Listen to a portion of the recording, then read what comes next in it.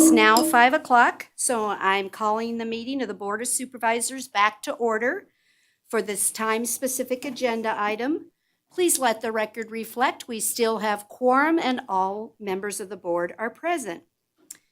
This item is to hear 3 appeals of the Planning Commission's decision to approve a special use permit to allow for a slaughterhouse on certain property zoned as general industrial. Before I call on staff to give us a quick introduction on this matter, I'd like to say a few things. First, as we all know, this matter has been generating a good deal of controversy and publicity. For me, that's a reflection of a passionate people we have living in this community, and the differences in opinion is what true democracy is all about. Whatever the outcome today, this is going to be a hard decision because just like many of other decisions this board makes, there is going to always be a group that is not satisfied with the results. But this board and I are driven to do the right thing. First, this item, we're assuming our roles in a quasi-judicial capacity. What that means is we're not here today to make city policy as legislators. That is not our role this evening. We are serving as an administrative hearing for an adversarial proceeding. We've received a lot of public comment, a lot against the slaughterhouse and a lot in favor of it. As mayor, and I think I can speak for all of my fellow board members, I promise you we have read it all. Some of us probably even twice, just to make sure. But I also have to say, because these are appeals, and we're not just here to do policy, this hearing is not supposed to be a court of public opinion. It is not a popularity contest, and the outcome is not supposed to be based on which party is able to come up with more vocal support. Otherwise, everything this board does is controlled strictly by how many people sign in and who has the most for or against. So that's not the rules. We're bound by certain rules that are in the Carson City Municipal Code, but there's also nothing in law about the procedures for these appeals. I know a whole bunch of you were trying to say, how's it going to work? How's it going to work? How's it going to work? I also know that most of the results or the answers that you got, the mayor will have to decide. The mayor will have to decide. So the mayor has decided. I wish I had a neat little roadmap, right? But we don't always get that. So here's what I'm proposing for this evening. First, I'm going to ask our staff to give a short introduction on this matter and what these appeals are about. We have the entire record, so I don't think we need a long explanation of the procedural history or the facts, but a brief explanation on why we're hearing this matter today would be beneficial for the record and for the public in attendance this evening and listening probably. Then we, as you all know, have received an opinion memo from Mr. Reese, the Deputy DA, that represents the Planning Commission. Again, his role is to represent the Planning Commission. I need to make that clear. I told you earlier, it's an adversarial hearing. That's his job. He's done his job well. In his memo, he has opined that potentially one of the appellants does not have standing. However, also in his memo, he has been very honest and said that our code does not clearly define what an aggrieved party is. So tonight, because of that reading, I am going to allow Ms. Mack to speak to her and to opine on her appeal. So that's what we're going to do tonight. After that, so what's going to happen is I'm going to ask each of the appellants to respond and to go on with their arguments for why the Planning Commission's decision should be overturned by this board. To make things fair, I would like for each appellant to go in the order that their appeals were filed. I didn't know how else to do it, so I used the date of your filing. So that means that Miss Mack will go first, then Miss Beavery, Jennifer, known her forever, and Kathleen Simmons will go last. And I'd like to ask the applicants to try not to repeat what other appellants are arguing. That would be repetitive and doesn't help this board reach a conclusion. I understand there may be some overlap and nothing, but please try to not be repetitive if you can help it. And then for each applicant to really identify the issue that you want us to consider and why you believe the Planning Commission erred. Not that you don't like a slaughterhouse. I need to be clear about that. How did the Planning Commission err? After the applicants have made their presentations, I want to give the board members here an opportunity to ask any question of any of the appellants that you would like.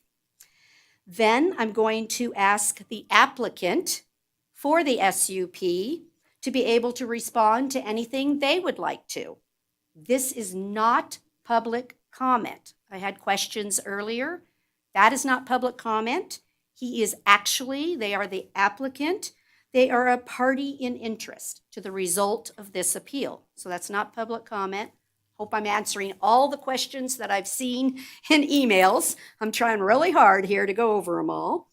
And then I'm going to finally ask any member that's here, again, a party in interest from the Planning Commission, and if there is any that want to comment, and then the Planning Commission staff and attorney, for them to make the presentation on the merits of the appeal from their side of the process. So, everybody's on? Okay, so the first up, then I have Miss Ferris from our planning staff. Will you please give us an overview? Thank you, Heather Ferris, for the record. So I'll start with a brief timeline and then provide a brief overview of the project itself. Upon application, a major project review was conducted on July 20th, 2021. On August 23rd, 2021, the applicant submitted the application for a special use permit for a slaughterhouse. That application was heard at the September 29th, 2021 Planning Commission meeting, and the Planning Commission approved that application subject to conditions of approval by a vote of 4-1 with 2 being absent.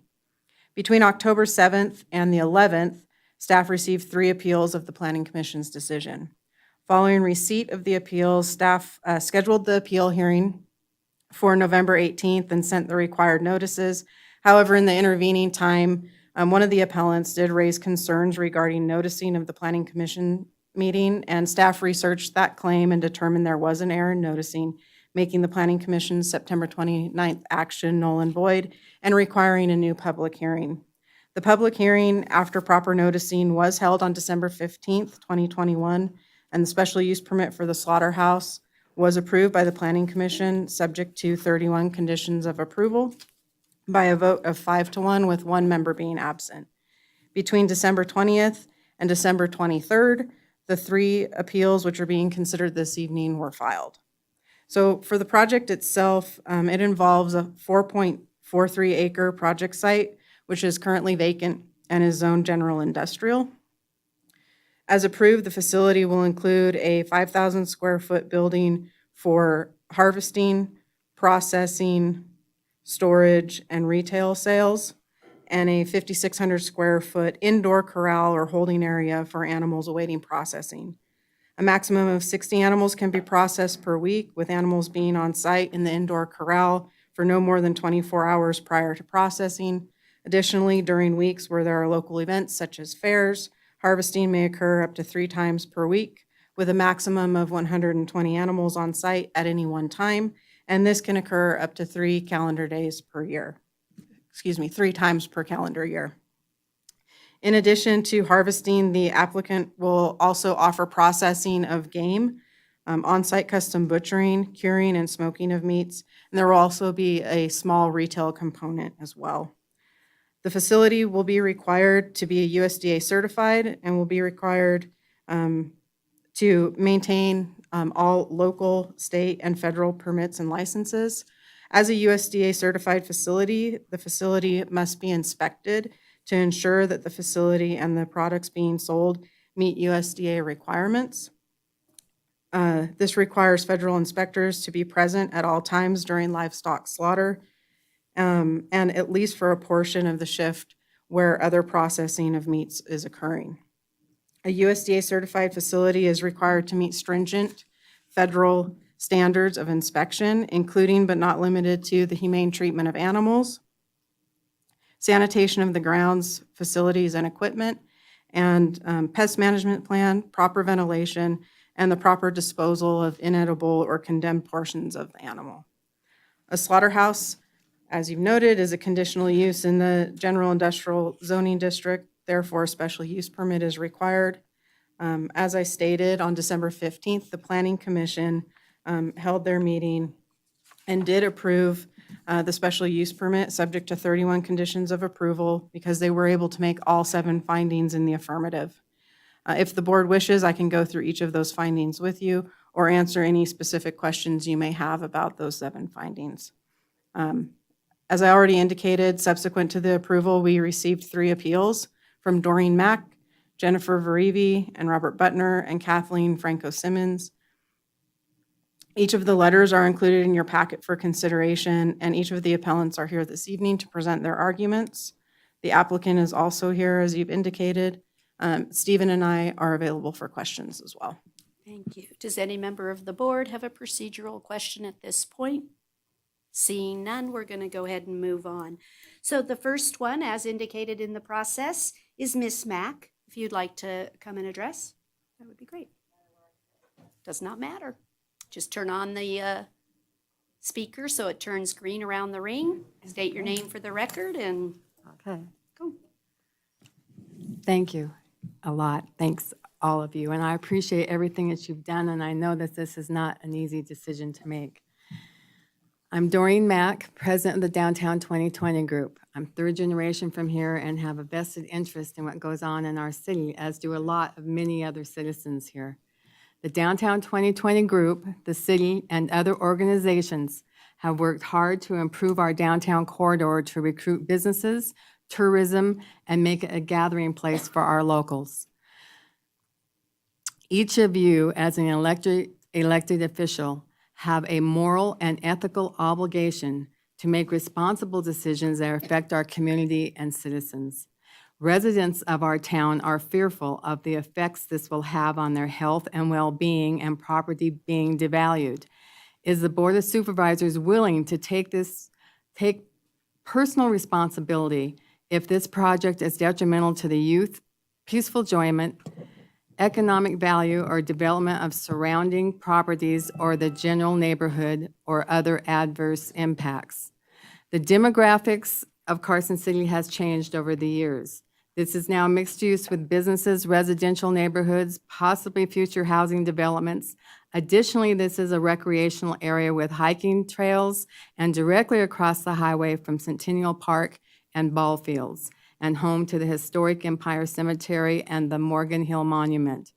As I previously stated, we are not against the slaughterhouse. We are against the location. It needs to be in a rural, unpopulated area, not in our capital city. Sinclair's slaughterhouse was rejected in California. The Nevada Supreme Court denied the slaughterhouse appeal in Douglas County. You cannot turn your back on these decisions. Why did this happen? Slaughterhouses are not popular. It is noted that this would be a closed facility in a metal building. However, that metal building would turn into an echo chamber with noise of distressed animals traveling for miles, compounded by howling and barking dogs of nearby neighborhoods. If this facility closes, the land is likely to be contaminated.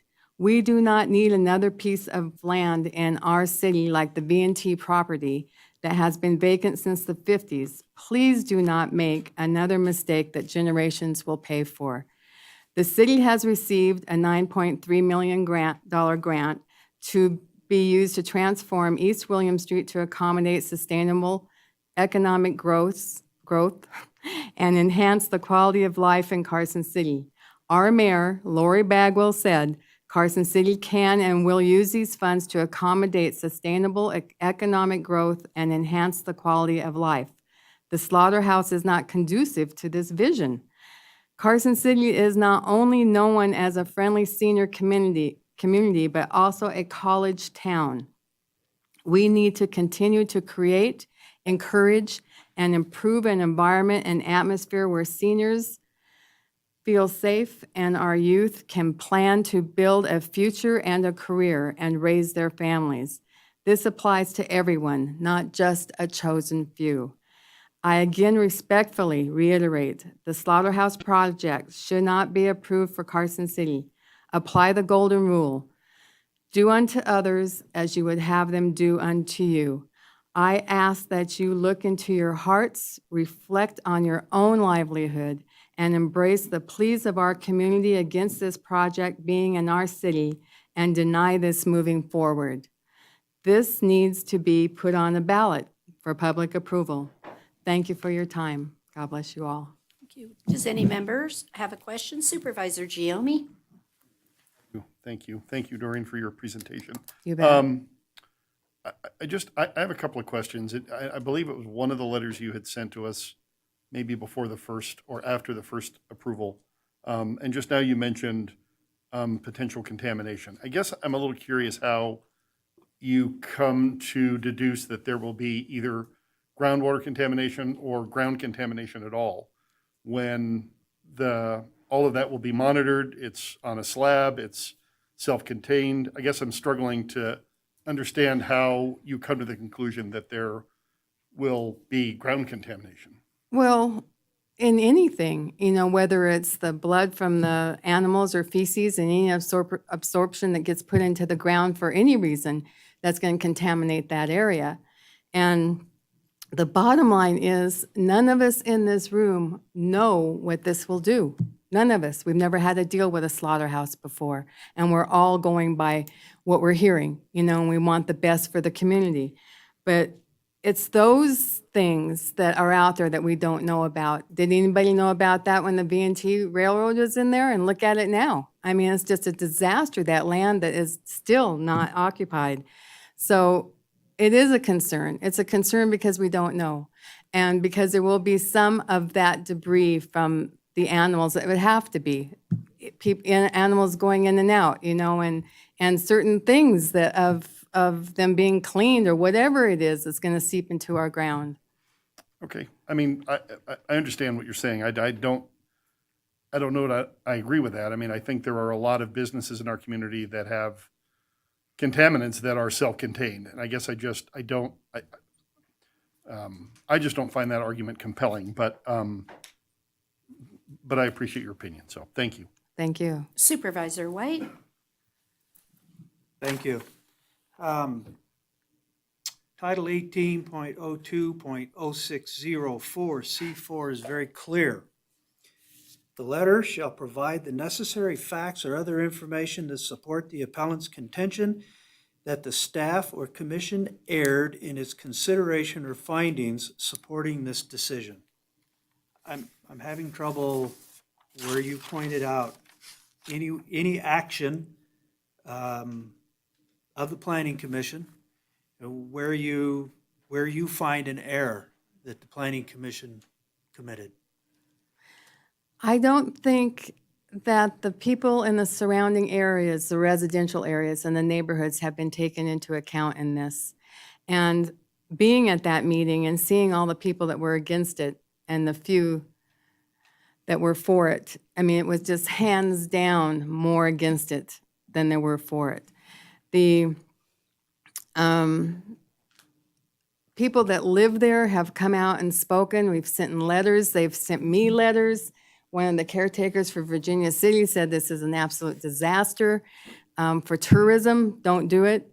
We're hearing this stuff all over, but I'm not hearing any feedback from the Planning Commission that side of it, the side for the public, the side for the concerned citizens. It's just for the slaughterhouse itself.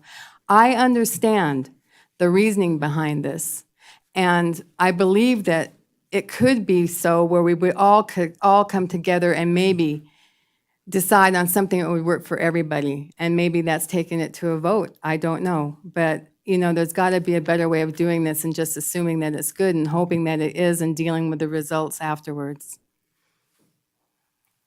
Thank you. Okay. So let's talk about that a little bit. First of all, the role of the Planning Commission is to implement the rules that are on the books, right? Businesses come to our community and they rely upon the rules that are on the books. Do you agree with that? Yes. Okay. So the difficulty for me is to look at the first issue of zoning, right? So did the Planning Commission err in the zoning? No. It's general industrial. Is a slaughterhouse allowed? Yes. So also, I'm trying to understand a little bit along the lines with Maurice and even with Supervisor Giomi. You're not pointing out for me what's not considered, because you're saying they didn't listen to the public. I guess for you, you're saying that there was more people against it than were for it, and therefore the Planning Commission should have said no, because there's 31 conditions of approval. They added conditions of approval based on the public comment, other than the public comment that said no slaughterhouse in the capital, or we don't like it, it's not appropriate for our city. So help me understand where you think the Planning Commission did not take into consideration the public comment. It was just the residents that were there, that lived there, that asked, don't put this in our backyard. And initially it was the mobile home park. This was a huge ordeal for them. And then the surrounding areas and the custom homes that directly back up to this are beautiful. And then you've got all the other neighborhoods there. It's like, that just didn't seem to be something I was listening or having them listen to. Can you show us on the map what you mean by the custom homes? It's I want to on make sure that we're all understanding things Morgan together. Mill, and let me make sure I get this right. Morgan Mill Road? Yeah, Morgan Mill Road. And it's the road, wait, right, like behind it there, that, is it the bottom one down, guys? That's okay. There it is, okay. But there is no adjacent home. Okay. I Okay. didn't want to misunderstand what you said. I'm Right, sorry. no. There are no adjacent, But that's awfully Okay. close, there's you no know. adjacent homes. Thank you. Yeah, Thank you. I but just wanted to would you clarify. want that in your backyard, I though, have one Lori? in mind. You I have a one in mind. slaughterhouse there? I absolutely do. You do? I do. Someone opined this morning, but that's not for this discussion Okay, because that would be new evidence, and so we're not going to talk about that, but I will be happy to tell you that I do. okay. So, okay. Well, I think that, actually, that would bring up another Nope, discussion. We're not going to okay. do that. Okay. So sorry. We're All going to right. stick to the record. Okay. We're going to just stick to the record. So is there any other questions for Ms. Mack? Okay. Thank you so very much for being respectful. I really appreciate that. Thank you. I appreciate it, Lori. Okay.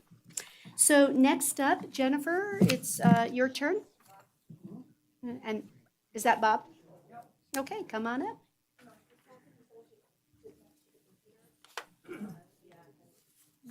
Is Heather queuing it up for you?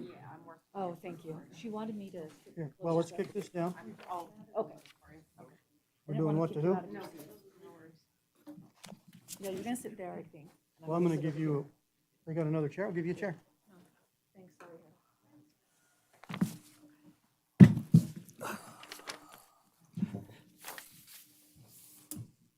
Please turn the microphone on. That's stay green. Thank you. All right, thank you. Do we need to state our names? Absolutely. Like this, is that good? I'm Dr. Jennifer Verivi, and this is my neighbor and friend. Bob Butner. Is his on? Do you need to turn yours on? He's on. He's on, It's okay. green. So, Green is go. good evening, Madam Mayor and Supervisors. Thank you for the opportunity to bring our concerns to you. I heard what you said, Madam Mayor.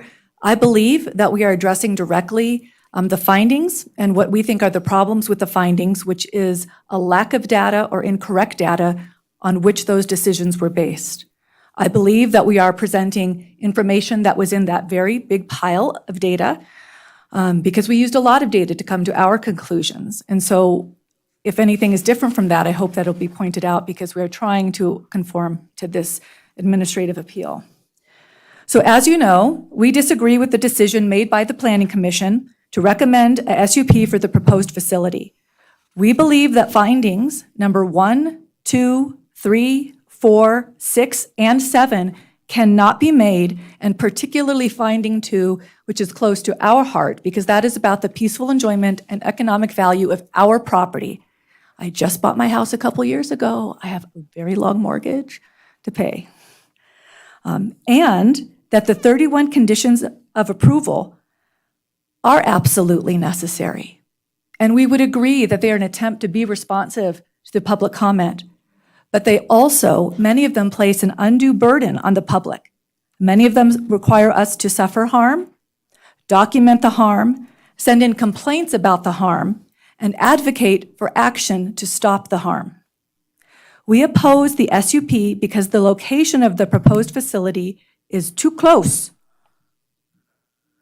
to residences, subdivisions, recreational areas, and the Carson River. If you were to take Marv Texera Pavilion and move it into the middle of Mills Park and then a little bit closer to this building, that's about how close it is to my house.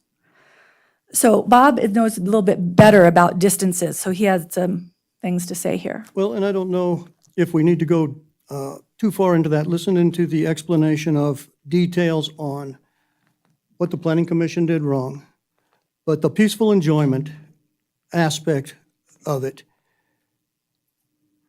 you know, you're talking about 600 feet from an RV park, Well, a mobile home park. I mean, a mobile home park. A mobile home park that has 73 children in it. Yeah, and 1,000 feet from the Howard's house, 1,050 from mine. So what we believe is that this project will impact the quality of our life. There are lots of single-family homes, not just a few, as was stated in public comment earlier today. There's a lot. There's our subdivision. There's the entire Empire Ranch subdivision. There's apparently a subdivision that's been approved a little bit further up off of Deer Run Road. These are all within a half a mile or so of this facility. We have all of the youth recreation that happens at the ball fields, the tennis courts, the archery range. We have tons of hiking trails and mountain biking trails. We have 2 major golf courses. And of course, we have the Carson River. And Supervisor Giomi, to your point earlier to Doreen, the reason why we care about how the wastewater is going to be treated is because our river is impaired. This is a super fun site that the soil is going to be moving around. All that mercury is going to be going around. And the plans don't say, from what we can tell, how exactly. And that's our whole point, is that there's a whole lot of information that isn't in the application. We believe this project will affect our family homes, which is our most significant and, for many of us, only asset. We don't all have slaughterhouses in our backyard that maybe make money. It's our kids' recreation areas. All of these are built and maintained by our taxpayer money. It's the places where we hike, golf, walk our dogs, and of course, our river. This opinion is supported by the meat processing industry itself. So the Food and Agricultural Organization of the United Nations said that slaughterhouses, and these are small ones, should not be located close to dwellings, schools, churches, and other public or commercial buildings due to possible nuisance from noise, smell, etc. Likely future commercial and residential developments should also be taken into account. The applicant agrees. Ms. Sinclair, in her April 2013 newsletter, said that they were looking to find a location that is far enough away from homes and cities. So we are confused and dismayed that they have chosen a location that is in a city close to homes, particularly close to those mobile homes, as well as ours. We believe that accepting the Planning Commission's recommendation will continue the discord that has arisen in our community regarding this project. And we want to stop that.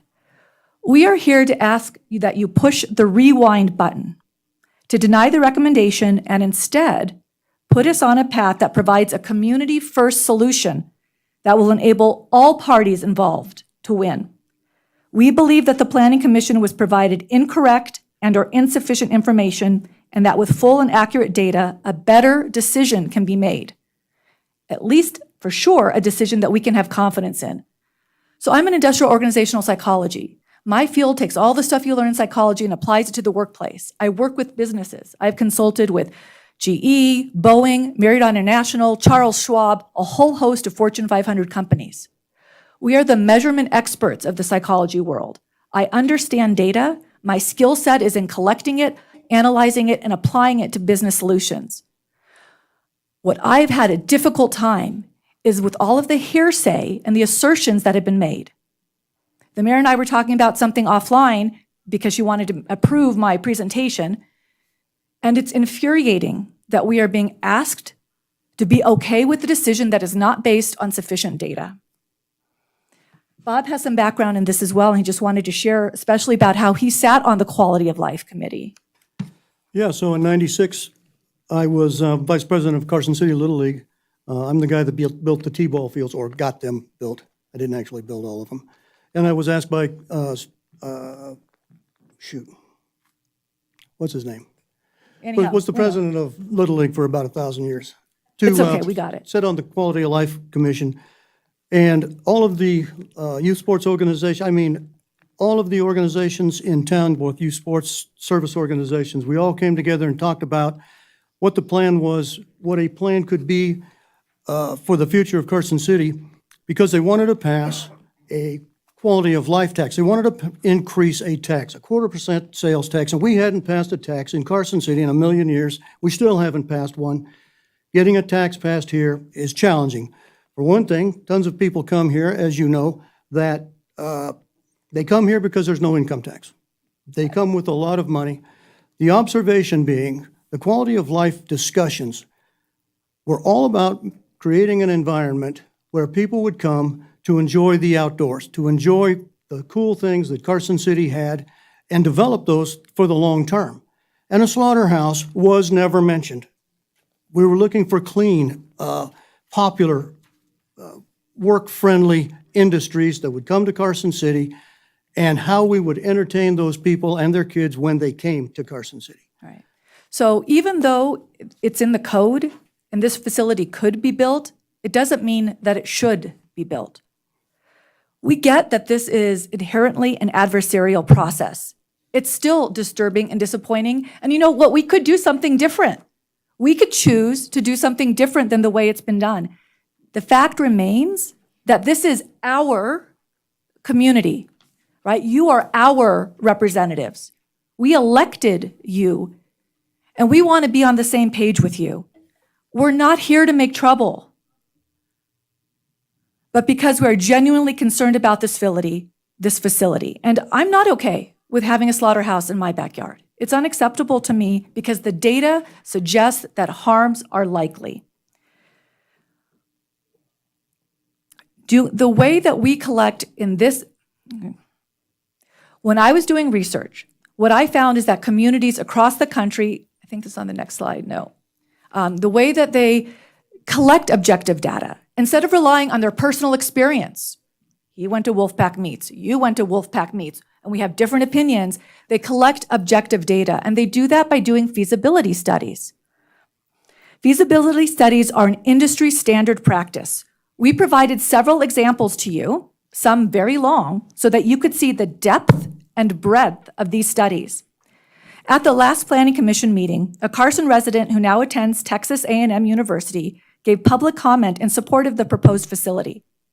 Yet even a 2020 article in that university's Animal Sciences Department newsletter, titled, "So You Want to Build a Slaughter Plant?" recommends conducting a feasibility study. And in fact, the applicant did conduct a feasibility study in partnership with the county for their proposed project in California, as reported on the Placer County website. Why was such a study not done in our county? This is what multitudes of other communities are doing because building a slaughterhouse is a complex issue. Applicants across the country, including this one, are taking time and substantial money to examine the feasibility of this type of project. Federal grant money is available to do this. We contend that we need to do this in our community so we can gather data that we can truly make a decision that we can have confidence in. From our side of the table, it seems, okay, our experience is that the applicant has not acted in good faith during this process. In our experience, it seems like they didn't do a feasibility study for our area. Did they inform staff that a feasibility study was a good practice? It doesn't appear so in the major project review. They did not engage the public to inform us or gather input, even after what happened in Douglas County. They initially chose not to build an indoor corral, although they were very happy to offer it quickly. They did not provide supplemental materials to their application for the December 15th Planning Commission meeting, even when they were provided with extra time to do so. They put on a public relations event that included maps and drawings that they told people that went there were not accurate, not drawn to scale. They were not able to answer questions at that PR event about how the facility would be constructed or how the stock area would be cleaned, and were unsure of how cleaning procedures would affect water usage. Water usage is one of the findings. We believe that they may not be sharing the full picture of their plans for the area, which appear to include grazing cattle on nearby land off of Deer Run Road. That was a public comment, the last Planning Commission meeting. And again, they've chosen a location that conflicts with their own advice about being far enough away from homes and cities. We get that none of that is required for an SUP, but it's also not disallowed. A slaughterhouse is a unique business with unique harms. It's a complex endeavor because the slaughterhouse stigma is very real. Whether that perception is real or imagined, the perception itself is real. That means that communities and the people in them care a lot about where these facilities are built. We have nearly 800 signatures on our petition. Bob has more specific info about that. Just a little bit, in that 500, more than 500 of them were from actual residents, about 190 from the 706 area code. And we're not a put-together group like a PR firm where we have somebody walk every street. We could have easily come up with thousands of these, but we also have other lives that are going on. One thing that I wanted to comment on about the impact on the quality of life, and I talked to Supervisor White about it a little bit. I know a lot of people in town, and I lived here for 60 years and know a lot of people. And in all of my endeavors, I've asked them, would you buy a house 1,000 feet from a slaughterhouse? And the answer is no, without exception. And I'll tell you, to be fair, one of them, who works for a cowboy here in town, said, well, I'd have to see what they were doing. I also had asked friends to ask their wives. I've got some friends that have some money, and I said, well, ask your wife if she'd do that. And they said, no, I'm not going to ask my wife that. It tells you that there will be an impact on the value of people's homes that are within not just earshot, but mind shot of a facility like a slaughterhouse. I've heard people say, well, it's, just Sunrise Drive or August Drive. No, if you go over to Nye Lane, there are areas over there. There's a big circle over there where you'll actually be able to see the entire slaughterhouse from every either front door or back door, depending on where you're standing, but you'll be able to see it. And it's going to have a negative impact when somebody walks up, oh, hey, what's that thing over there? Oh, just a slaughterhouse. It's no problem. And they turn around and walk off because I have gotten zero. But I would ask you all the exact same thing. Just go ask 20 people if they'll buy a house, buy somebody's house within 1,000 feet of a slaughterhouse. And then some people will say, well, yeah, maybe I can get a better price on it. Well, gosh, that's great for me. Didn't injure me at all that I have to sell my house for less because a farm in California needs to build a slaughterhouse. So that's our thoughts about that. Thanks, Bob. Might have been a rant, I'm not completely sure. That's okay. The Vermont feasibility study we provided to you said that the permitting process could become fairly onerous if neighbors are opposed to the idea. Yep. That's because slaughterhouses, even small ones, can have significant negative impacts. And this is why gathering objective data is so important. Okay, so Our planning commission had to make the recommendation based on incorrect or insufficient information. There are 5 key areas where we think this was especially problematic. Number 1, I'm going to put this slide up. The mayor's displeased with this slide. We're going to put it up. When we went to Wolfpack Meats, we talked to Mr. Coolis. Thomas And Coolis. Thomas Coolis said that Wolfpack processes about 20 cattle a week, or 20 animals. What was it specifically? 20 Bob? animals, and my wife and I didn't go by myself. My wife and I went over and spent the whole day at Wolfpack Meats and driving the entire neighborhoods in every direction on both sides of the river to take a look at what, if we were talking about a facility that was, Comparable. comparable. And what we found out is that it's not. So the first thing is that Wolfpack Meats is not a fair comparison. That's an assertion made by the applicant. Hey, look at Wolfpack Meats. It's going to be the same. There's no data provided in written format that concurs with that. And we all seem to have different experience. So Bob, what was your experience when you went there? So the Wolfpack Meats facility, again, I mentioned, was built in the, Excuse me, was your discussion, I just need to put this on the record right now. Yeah. Was this discussion about your experiences at Wolfpack Meats on the record at the Planning Commission? I believe it was in one of our letters.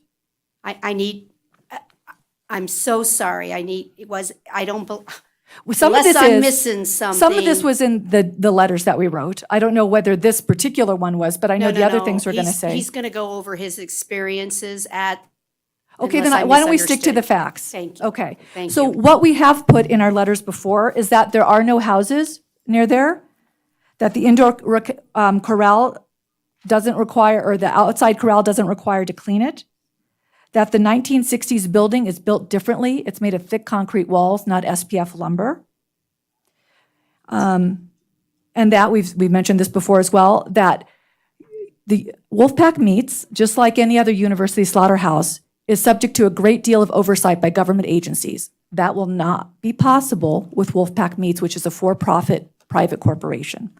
So in our experience, what our contention is that Wolfpack Meats is not a fair comparison. We also, okay. The second issue has to do with the wetlands. Again, our thesis here is that insufficient or incorrect information was provided to make the findings, and the findings could not be made because that information was missing. That's the mistake. So number 2 is that wetlands were improperly omitted from the staff report and included only because of our public comment. The photos here on this slide clearly show why this land is designated as a special flood hazard area, high risk, and why there are wetlands on it.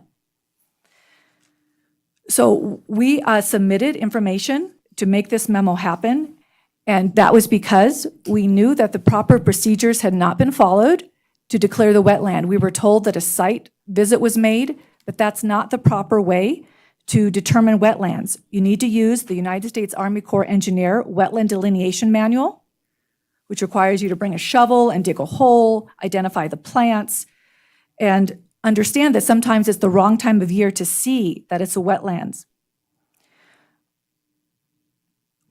How do I phrase this? The wording that was used in the memo is also incorrect, and this is what we would submitted.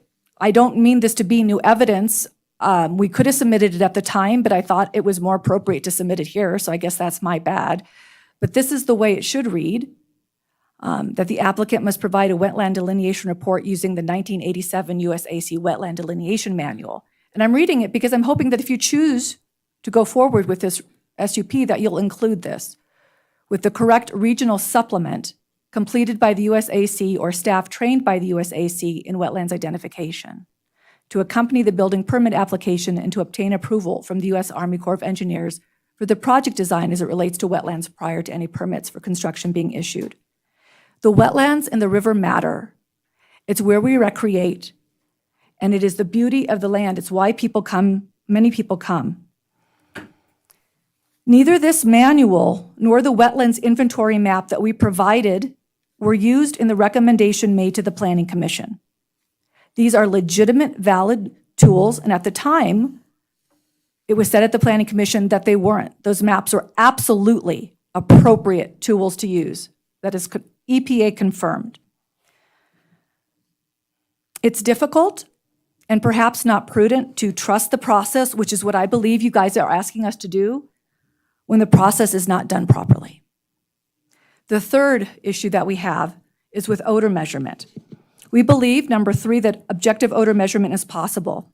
At the Planning Commission meeting, it was stated that objective odor management was not possible, yet such measurement has been around for decades. Baxanol noted, and I believe I gave you this is not new. Baxanol noted that odor pollution related to different industrial activities is recognized as a well-known environmental issue and lists many objective methods for measuring odor, like this guy, this Nasal Ranger field olfactometer. Oh, we don't have one for the next slide. The fourth, data on property value exists. At the 929 Planning Commission meeting, we were told that our city assessor, when asked about whether the proposed facility would harm real estate values, said, "There's no way to tell. We'll have to wait and see."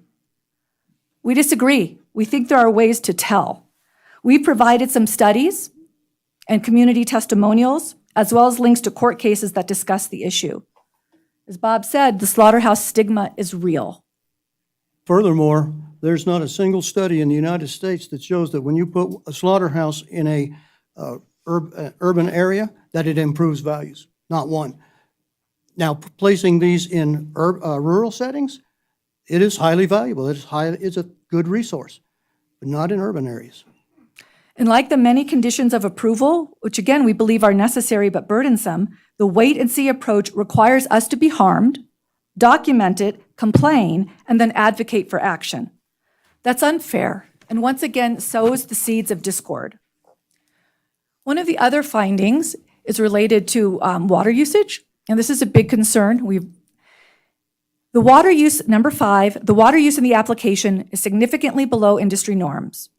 The industry standard is at least 150 to 450 gallons per cow. The application states 100. These are meat processing industry sources. I believe that the applicant utilized the Iowa University Extension material. At least a lot of the drawings look like it, so that's what it says, 150 to 200. The lowball estimate in the application does not include washing the manure and urine off of the new, for us, concrete rubber mat floor of the indoor corral. There's no citation or rationale provided for using this non-standard ratio. Thus, it could be wrong. It was not explored in the SUP process. How can we be confident in decisions that are based on incorrect information? Besides being given incorrect data, the Planning Commission received little or no information on many other critical factors. Is an air filtration system going to be used? It's not in the plans. If not, then it appears that odors and other pollutants will simply be blown outside when ventilating the building. Manure and urine may be cleaned up after 24 hours, but that is still 24 hours of manure and urine wafting through the community. There are also odors from blood, eviscerated animal parts, and carcasses. These odors have not been addressed and are not currently addressed at all during this SUP process. Will the building be insulated? There is no insulation described in the application. If not, then how will a building made of SPF lumber eliminate noise from animals and machinery? Now, originally we thought this was going to be a metal building, and I think that's what Ms. Mack was referring to. Now we know that it's SPF lumber. Still, we're not understanding. There's just so little information in that application. How will the wastewater be filtered before going down the sewer? These are not new. I'm just taking quotes out of things I gave you. It will be filled with blood, fat, hair, and the pathogens that live on these things. Fuller Consulting is a USDA meat processing consulting firm. PLOS ONE Journal is a respected academic journal. The wastewater is going to be filled with stuff. They haven't described filters or the way they're going to clean the filters or how often they're going to clean it. We don't understand how it's going to affect whether our sewer system can manage it. How do you make a decision to allow this business to move forward and spend all the money that they're going to have to spend when these basic questions haven't been answered? The application just doesn't say. The applicant has verbally stated that they will use the Temple-Grandin methods for the ethical treatment of animals. And we know, Supervisor Schutte, that you're an animal person, someone who cares about animals. But the application doesn't describe any such procedures. And I'm going to take an aside, and I hope I don't get on your nerves here, but people say, well, everyone eats meat. That's an incorrect statement. There is a reason why Starbucks, Burger King, and Del Taco now serve entrees made from plant-based meat substitutes. And many of the tourists who come here to recreate are vegans and vegetarians. The application describes no pest management procedures other than the manure removal, which, as we said, we believe is inadequate. Odors blown outside will attract flies and pests, not just there, but everywhere. Right, Bob? It took me about 5 minutes of research, and I'm not much of one, on the computer to find some research on flies. Common house fly can smell odors up to 4 miles away. What the slaughterhouse will do when they ventilate the building, they're going to ventilate the building. The engineer showed how they're going to blow the air out of the building. It's a great big building full of hot animals. Heat and smells draw flies. It's going to draw flies from a large area. And even though the facility itself may not generate much flies indoor, it's going to draw flies from a large area who then, when they find out they don't have a place to breed, then move into the neighborhoods surrounding the facility. They like to live in bushes, apparently, according to our research. And we got bushes. We got a lot of sage. I'd like to say, comment on something else. We talked about briefly cleaning the slaughterhouse, washing down the 5,000 square foot, which is more than an acre, holding pens. And Supervisor Juma, you'll recognize this. How much water do you think it would take to wash down animal manure from a 5,000 square foot building? A couple of guys using garden hoses would take 2 days, but I'm guessing they're going to use 1.5-inch hoses with the cheap plastic nozzles because that's what's easy to get. And you're going to be talking about way more water than they were talking about. We're probably talking about 3 to 5 to 10,000 gallons each time they clean, just based on simple hydraulics of moving water through an 1.5-inch hose. The point is that it seems like what we're told in the application is not what's likely to occur. Additional information that wasn't provided is this reliance on the USDA. The meat processing industry itself, I provided these articles, thinks the USDA is not conducting rigid oversight, that they are falling down on their job. There's information out there, also presented to you, that the USDA inspectors are overworked and that they are not able to complete inspections. Passing the buck to the USDA to say it's okay isn't really okay. Finally, we still don't know what a special event is. It's assumed that it's fairs for the 4-H and the FFA folks, but it's not in the application and it's not in the staff report. So we don't really know what they are. And also there is no process identified about how those of us that live very near here will be notified. It's as if we won't be. It seems like planning will be notified, and maybe they put it up on a bulletin board and we have to come down every day to see if this is the week that they're gonna have a special event. Without data, how can these findings be made? We provided a great deal of information to support our concerns about how the proposed facility will have a detrimental impact on our peaceful enjoyment, property values, and the environment. Even if you dismiss some of that data, saying that it was done on larger facilities, that does not negate the harm. It makes it a matter of scale. It's kind of like, what was our analogy since you coached Little League? Oh, It's the difference between Little League and high school ball, it's just, they're the same thing. Big slaughterhouse makes a big problem, smaller slaughterhouse makes smaller problems. Yeah.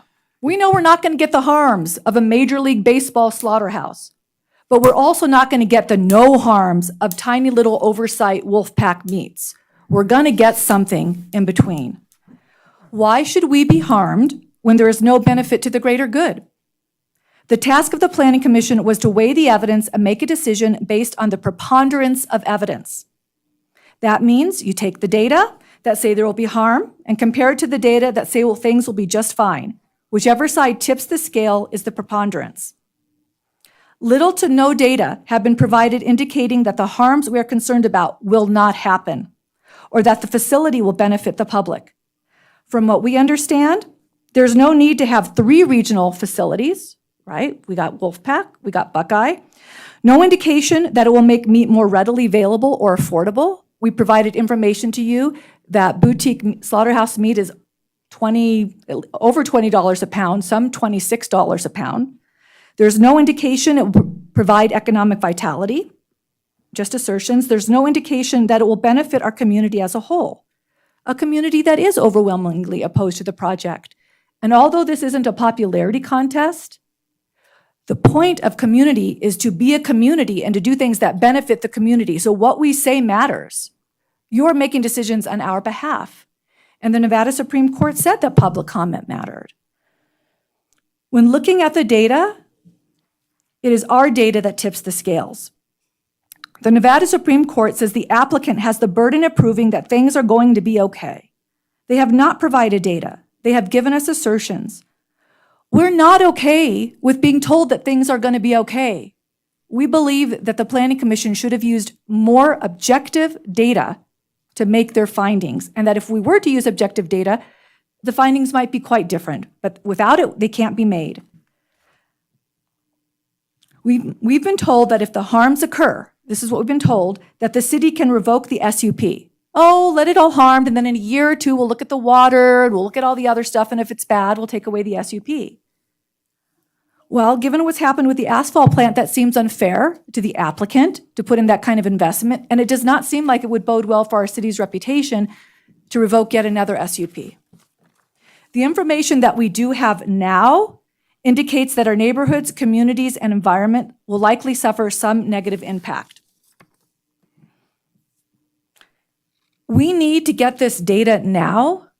We need to understand what the facility is going to look like and not wait for the building permit people to do it or the health people or the USDA or whatever, because the only time that we are allowed to participate in this process is now. The only time that we are allowed to make public comment is now. Once we leave this room, that's it. We won't get notified. We won't get to see it. We won't get to monitor it. That is not a fair process. This is a big deal facility. We believe that for this facility to proceed, we need to take a community-first approach. We conduct a feasibility study to gather data, make decisions about location suitability using those objective data. There's federal grant money to do it. We were asked by Supervisor Schutte to be part of the solution. We have been, and we continue to offer to be part of the solution. We're here. We'll help write the grants. The applicant has the right to request an SUP. That right entitles them to a review by the community. The Planning Commission are representatives of the community. It is our position that the review was done without accurate and adequate data and without adherence to the required legal standard. You can't weigh data on the preponderance of evidence if there isn't any evidence. This has caused a great deal of distrust in the process and discord in the community. And that's why we're looking, what do we do? How do we do this? Because we want to play by the rules. We want to play and we want to participate. But when it's adversarial, it sure doesn't seem like that's going to be to our benefit. Just because this project can be done does not mean it should be done. We are asking you to reject the recommendation to press rewind on this project. We believe that we need to take a moment to remind ourselves that we're all supposed to be on the same page. Let's make decisions based on objective data that put our community first. I know this was long. Thank you. Thank you for listening. It's all right. Does anyone have any questions? Supervisor White, you want to go first? Thank you. It seems that one of your primary complaints is that this SUP was approved with inaccurate or missing data. Today, you said that many vegans and vegetarians visit Carson City. Do you have any data to support that? I was understanding that we're not allowed to provide new evidence, so I did consider There you go. looking that up. It was just a note. You said that, I mean, I can answer that more fully, Supervisor White, if you'd like. So I can tell you that there is a strong plant-based, for example, I worked out with Kaya Fit. A lot of the gyms, a lot of the fitness, the yoga, those sorts of places, the folks who do the hikes, do plant-based eating. It's part of their regime to get people healthy. So I don't, this is. Let's move on, Okay. please. That doesn't really have anything to Right. do with whether or not you should have a slaughterhouse. No, he just asked about. Please move on. Okay. He did. Okay. He brought it up. I want to be thorough. You're good. Okay. You also said that there was no information on what the special events would be. I watched the video when it happened. I've watched that video 3 times and reviewed it multiple times for specific points. That was explained pretty thoroughly what special events were going to be. So, With all respect, it's not written down.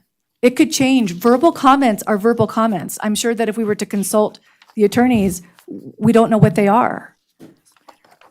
When we don't believe that this process has been followed in good faith, that we weren't engaged as a public despite what's happened, that's where our distrust comes from. Now, I get from your seat that you may think, oh, they said words, those words are going to be meaningful. But from our perspective, if it's not written down, it's open to interpretation. well, and in my opinion. It would be simple to write it down. It would be simple to define it and maybe list a few of them. In my opinion, it is written down because it said it on the record as part of the discussion about Well, what then they were maybe gonna that's do. just a learning, and maybe that's something I could refer back to. Thank you. Is that it? Supervisor Giomi? Thank you. My question's for Hope or Heather. Was there a consideration of water use in excess of allowable under growth management? Can you explain that just a little bit? Because we recently had an appealant come to us regarding water use, and I've had some questions about that from the community. If you could talk about that a little bit, it would be helpful.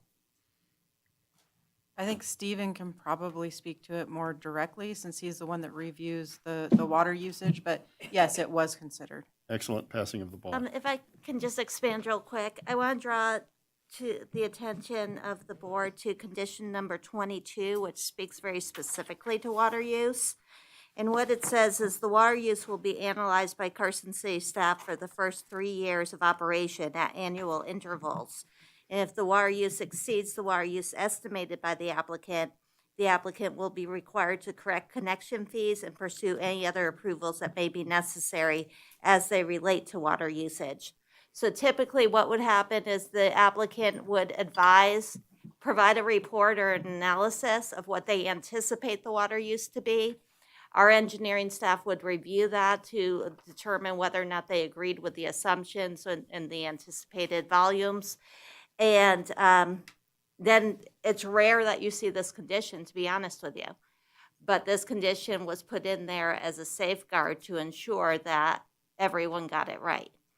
And I just wanted to make sure you were aware that the Planning Commission had included this condition. And Stephen, if you could just address, the activity that you took, that it wasn't, an arbitrary number that was come up with, that it was something that was analyzed by the city and. Yeah, so Stephen Pote, for the record. The only thing I wanted to add to what Hope and Heather said is that staff did look at the range of potential water demands that were submitted by the public. They were just referenced, and our analysis is that even if this facility were to operate at the higher range of those estimates, that the city could still supply that water demand. So the condition is there as a safeguard so that if they're above what they said they were going to do, we could still come back in, still collect connection fees, still have another review if it triggered any additional permitting such as growth management. But we did do that analysis, and I did say that on the record at the Planning Commission. But your analysis was that it will not exceed the growth management figure because a growth management application wasn't filed. Correct. So with the estimates that they provided, it would not trigger a growth management Okay, thank you. application. Supervisor Schutte?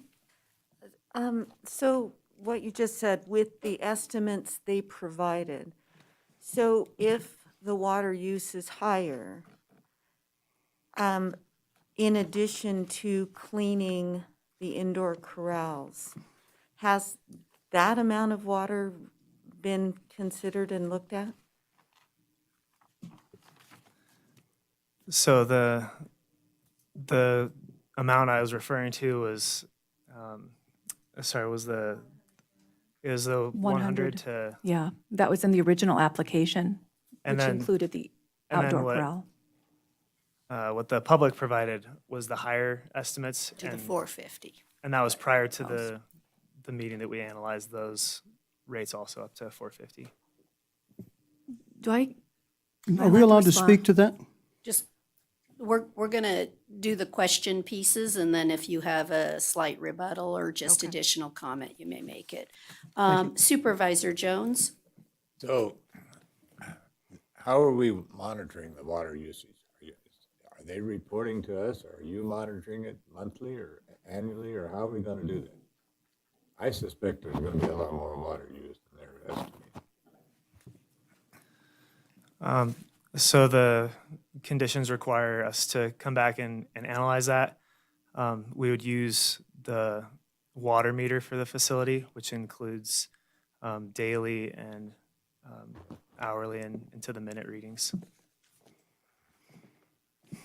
Supervisor Giomi, you have So I'm another? just, I guess, again, Hope or Stephen, how does this differ from, I mean, it seems that the threshold is 15,000 gallons.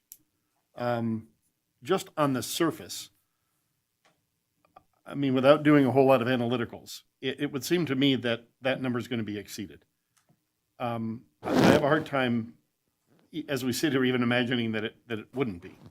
So I guess what I'm wondering is, isn't there a point somewhere where the city, as an analysis of that, throws the flag on something and says, wait a minute, this doesn't seem right? So I guess Stephen, I don't know if you said that. If you were saying that, I'm not hearing it that way. If you're saying that you analyzed it and you believe they're not going to exceed that threshold, based on your analysis, then I'm comfortable with that. But I didn't hear that. So, Stephen, again, for the record, we're not going to, try to predict what the future holds based on what the applicant estimates they're going to use.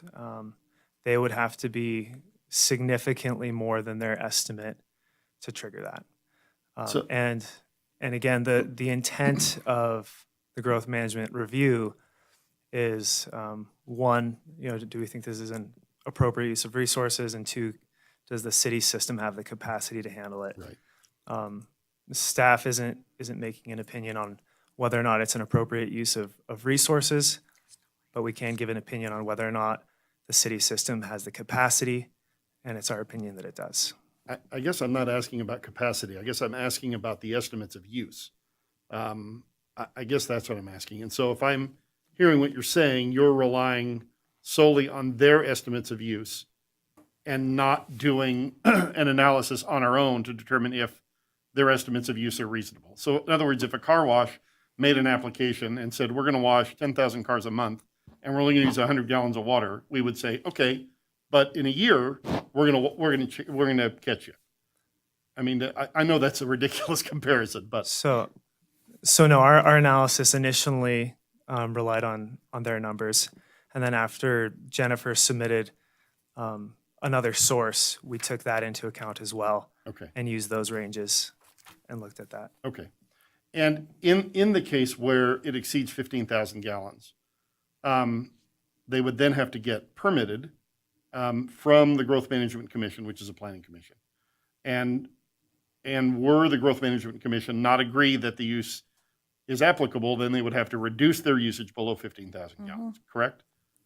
That's correct. They would have to they would either have to change their operations or make mechanical changes to get that under the threshold. Okay, thank you. Sorry to beat that into the ground. I just want to make sure we understood, because I've had quite a few questions about the water usage. So what I want to concentrate a little bit on of going through your concerns or ideas or inadequate information and things that you're opining that you believe the Planning Commission erred. I want to stick to the subject at hand. So you're trying to, unless I'm misunderstanding something, I heard you to say that no, the code does not require certain data elements, but that it could, is what they could demand it. I think that's what you said. This is not required, doesn't mean they can't have it. Right, that the- you a were- feasibility study is not required. Okay, so if I can Yes. I want to go where I'm going here. What you're trying to opine is that the applicant didn't do their due diligence and didn't supply things to the planning commission or to the public. However, they met the code requirements. You want more data, a feasibility study. You want to know 100% of what the construction material is. You had a laundry list of items. And so the difficulty for me, again, excluding that this is a slaughterhouse, are you suggesting that the planning commission treats all businesses the same, all applications the same? That's what a code is all about. You come, you submit, they go through a major project review. You have staff that checks the code, checks the applications for accuracy, whether or not it meets the requirements to even get to the planning commission.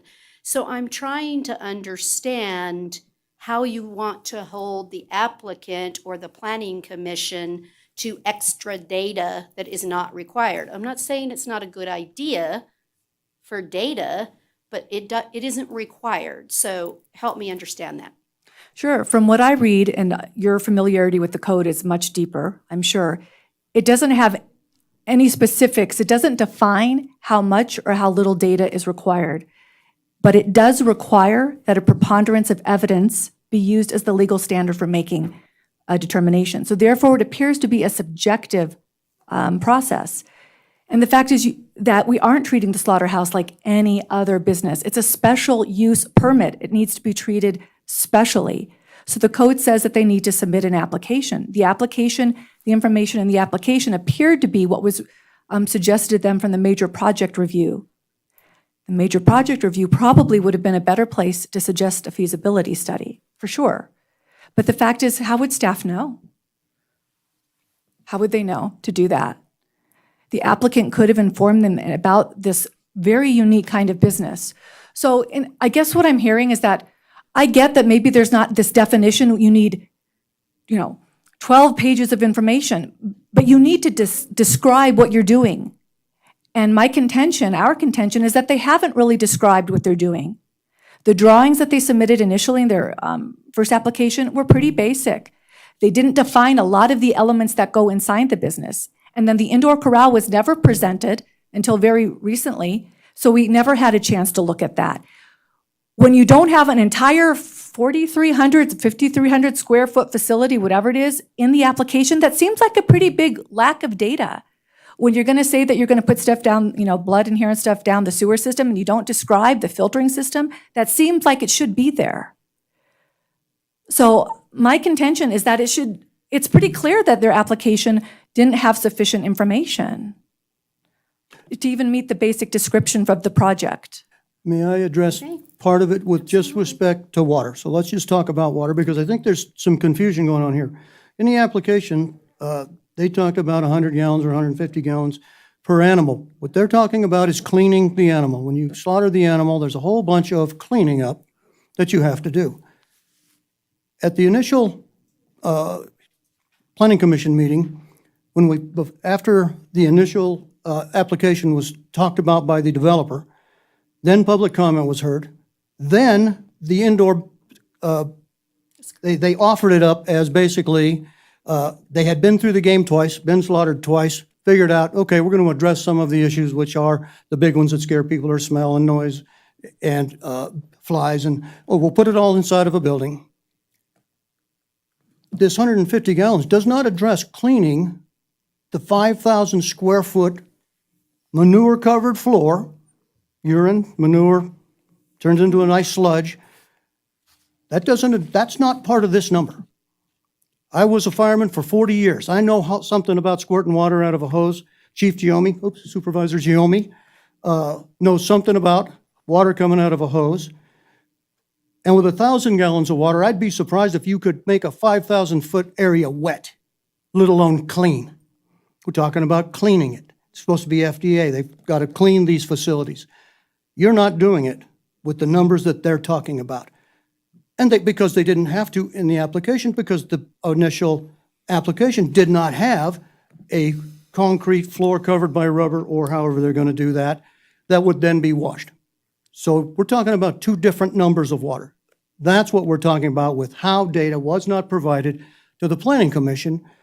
One of the planning commissioners had big questions about water.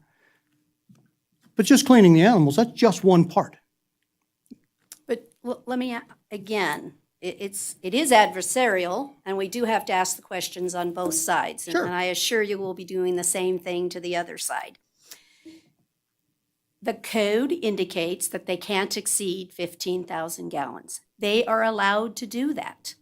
So even if their estimate was 2,000 and it turns out to be 14,000, they're still within the requirements of the code.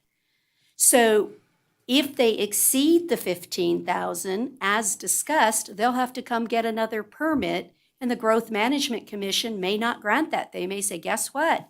You get to live with the original conditions, which is 15,000 gallons.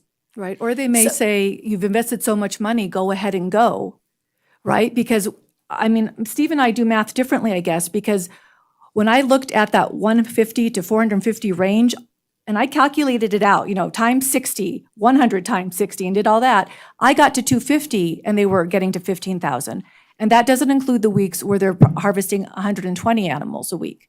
Yeah, it'll be So an I'm not average, though. I mean, it's an average, so they could have days where they're Well, they're they're only gonna doing have once a week, days that they're only doing the harvesting one day a week, so it's not 7 Right. times. So But if- average-wise, they may have days that are only 5,000 gallons because they aren't doing the activity of discussion. Then there'll be that heavy day that could probably be 20,000 gallons. But the average can still be 15,000 gallons or less. It's not any single day. It's the average over the time. So I guess the point where. again, the argument for me is it doesn't bring me up, it's not an issue because we have all the safeguards in place to deal with water. If the applicant supplied inaccurate information, they don't get extra water. They don't get it. Well, I mean, they have to come through a different process if they want to apply for more water, just like every other business in Carson City. What I'm trying to do up here is not apply in the general standards something different to this business. The special component pieces, absolutely, but the baseline rules is the same for this business for its water use as any other business in this community. Water use is controlled by our rules. Yeah. So I'm not going to hold them different than this restaurant or this car wash, or they're all subject to the same rule. And So can it I just does- add, the same is true Yeah. for sewer discharge too. So I don't want Yes, you to think that. That's true too. So a lot of the reason you're not seeing that in here is because it's already in ordinance. They can't discharge into our sewer anything that our sewer ordinances, wastewater ordinances don't allow. So sand water separators, all of that are required, just like at a restaurant. So it wouldn't be in here because I it see. isn't It's anything already in that, code. it isn't anything different. It's something that any business has to comply with. They can't just dump blood and guts, sorry to get gross, down the drain. They can't do that. No one could do that, just like a The restaurant. hospital Just, can't do it. I'm sorry? Just like the hospital Yeah, can't just do like it. the hospital can, and just like a restaurant can't So how do pour we- grease down the drain. how do we know whether they're doing that? Because the sewer, There's controls in place. There are built controls in place within the building that would prevent that from happening. So, and our city monitors, we monitor, we have regular cycles where we're cleaning out sewer lines. We would see rather readily downstream, down sewer line from this, if they were discharging anything or if their built-in-place systems had failed in any way. So like a restaurant can't throw grease down the drain. They have a grease interceptor. So it's the same thing, but it's built into the ordinance, and the Planning Commission knows that. It's already in existing ordinance, so it doesn't have to be specifically called out. well, in I an guess that's SEP. helpful to know. Thank you. And I want to say honestly, I think that is where it is more difficult for the general public versus a planning commission that sits all the time in the regular basis, they already gonna know what I was talking about is the baseline code.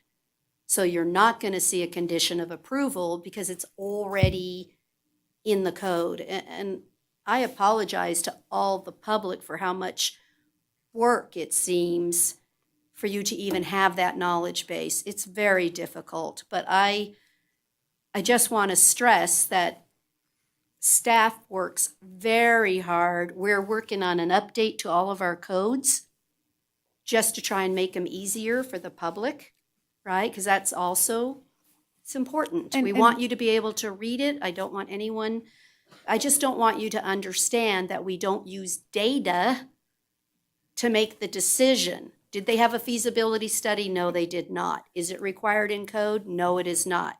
Should we consider that in the future? I can't hold them accountable for something that's not already a rule. Doesn't mean for the future. Maybe that's something for certain types of businesses we should add as a rule. I don't know. Well, I guess what I'm hearing is that there are monitorings in place that require harm to happen. And some of the harms that could possibly happen, like the flies and the odor and things like that, are things we're going to have to experience. Well, I'm not saying that there And are, we're going to have to complain, and Yeah. we're going to have to document, and we're going to have to fight with planning again, and we're going to have to fight with you guys again, when we could just be more assured and maybe find a find better out location. that a different location would avoid all of that. I mean, they're Doctor, my right by our comment relative houses. to that was not to tell you that your concerns aren't valid. I just wanted to point out Right. a point of fact, because Thank you. I think it's important as we do this, as the mayor said, it's difficult for the general public to realize the amount of work that goes in to getting it to this point. And I'm not trying to minimize anything that you said, but one of the comments that I have from what I've heard and spoken to people about and read is that, obviously there's a lot of emotion involved. And beyond that, there's a lot of lack of knowledge, and that leads to misstatements of fact. And I guess I just wanted to point out that one issue to you. That's not to say that other points you have are not valid. And I don't mean to invalidate those comments by pointing out that one item. There are just certain things in the base code that are there in terms of protections from, as I said to Ms. Mack, from groundwater contamination, that are there for any business, not just this business. We have businesses in this community using chemicals, very dangerous chemicals. They're using them in their building all the time. We don't have issues with those because there are built-in protections to those like there will be for this. But I'm not saying that your other components we certainly don't have any magic fly ointment. We don't have anything like that. Or an odor catcher to stop odor from going beyond, or any of those things. We don't have those. So I just wanted to bring up the components of what are factual and separate those from things that are not factual or not understood. That was my only point. I Got didn't it. mean to minimize in Thank any you. way your comments. Yeah. Okay. Did you have any final, Mr. Bob? Bob? Did you have any other little final? I think the comment or final something? thing we want to say is that regardless of all these things that might be in place, we still find this location unsuitable. Some of these harms are likely to occur. This process has no benefit. There's been no information that says that there's going to be a good thing about this. So you're asking us to be okay with being harmed so a business can go into effect. I don't know that that's the intent of our master plan or our code or any of that stuff. The slaughterhouse stigma is real, and we're going to be experiencing it firsthand. So Thank you. thank you for considering you. that. Thank you. Okay. It fell out of my Sorry. head. No, it fell out of my head. I'm too old. Okay. Thank you so much, you guys. And again, thank you for being respectful. I really do appreciate that. Next up, let's let her get her. Sorry. Yeah. That's okay. Miss Simmons will be next, but let's let Jennifer get her data. Thank you.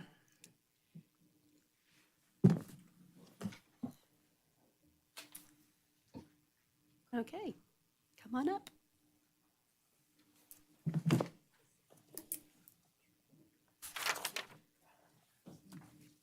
Oh, I'm sorry. Please don't approach me until I get my mask on. I'm so sorry. I'm way more than the 6 feet, sorry. I was like, let me just keep you safe for a second.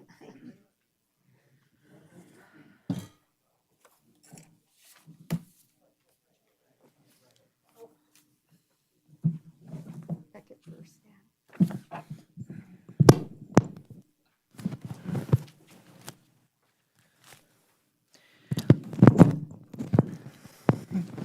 Hi, my name is Kathleen Franco Simmons, and I'm speaking on behalf of my parents, George and Diane Howard, and our family. Today is my parents' 66th anniversary. Wow, that's a lot of you. My, Wow. thank you. My brother and my sister, well, one of my brothers and one of my sisters is here tonight. My other sister is listening on the live stream, and the other brother is working tonight, so he couldn't be here, or he would be. My parents have lived at their home on August Drive since 1961. We filed this appeal because my parents' home is 913 feet from the proposed slaughterhouse location, and they stand to be significantly impacted in numerous ways. We're asking you to reverse the December 15th, 2021 decision of the Planning Commission and to deny the special use permit. I'd like to say that we agree, or I agree, and I'm sure my parents agree, that we support 100% everything that Dr. Jennifer Verive and Bob Butner and Doreen Mack said before me. Hopefully, I won't have to go over too much of what they've already said. I've written, Thank you. well, there might be a little overlap because I have written my appeal letter to directly reflect what is required in the code as far as I can. So I've given you a packet of materials. It includes letters from my brothers and sisters and my mother. Those are attachments 4 and 5. I'd like to point out that attachment 4 may look new to you. All of these were sent in earlier last week and this week.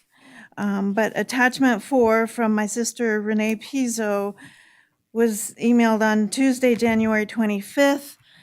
She received a response from staff that it would be put in the board packet of February 3rd, but it was not in the board packet, and it also was not in the late materials. So if it looks like new information, it's not. It was provided by us. We're asking you to consider each of the facts or other information that support our appeal as detailed in our letter of appeal regarding findings 1, 2, 4, 6, and 7.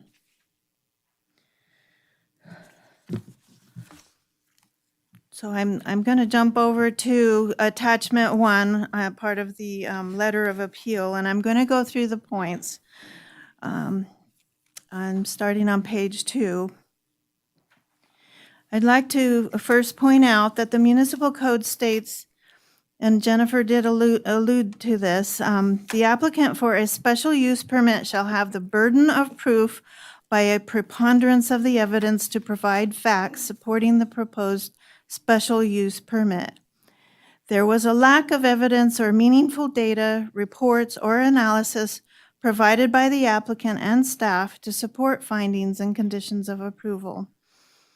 The preponderance of evidence came from dozens of neighbors and residents of Carson City, demonstrating why findings 1, 2, 3, 4, 6, and 7 could not be made in order to approve that SUP. The Planning Commission erred in making finding 2. I'm starting with finding 2 because that's where the rubber meets the road for us. Finding 2 requires that they find that the slaughterhouse will not be detrimental to the use, peaceful enjoyment, economic value, or development of surrounding properties or the general neighborhood, that it is compatible with and preserves the character and integrity of adjacent development and neighborhoods, and that it will cause no objectionable noise, vibrations, fumes, odors, dust, glare, or physical activity. The Planning Commission erred in making the finding that the slaughterhouse will not be detrimental to the use and peaceful enjoyment of our property. Objectionable noises, vibrations, fumes, odors, dust, glare, and physical activities will be detrimental to the peaceful enjoyment of our home, property, and neighborhood, and will disturb or disrupt our long-established uses, such as gardening, walking, resting, enjoying the outdoors, bird watching, wildlife viewing, and enjoying the peace, beauty, and serenity of our yard.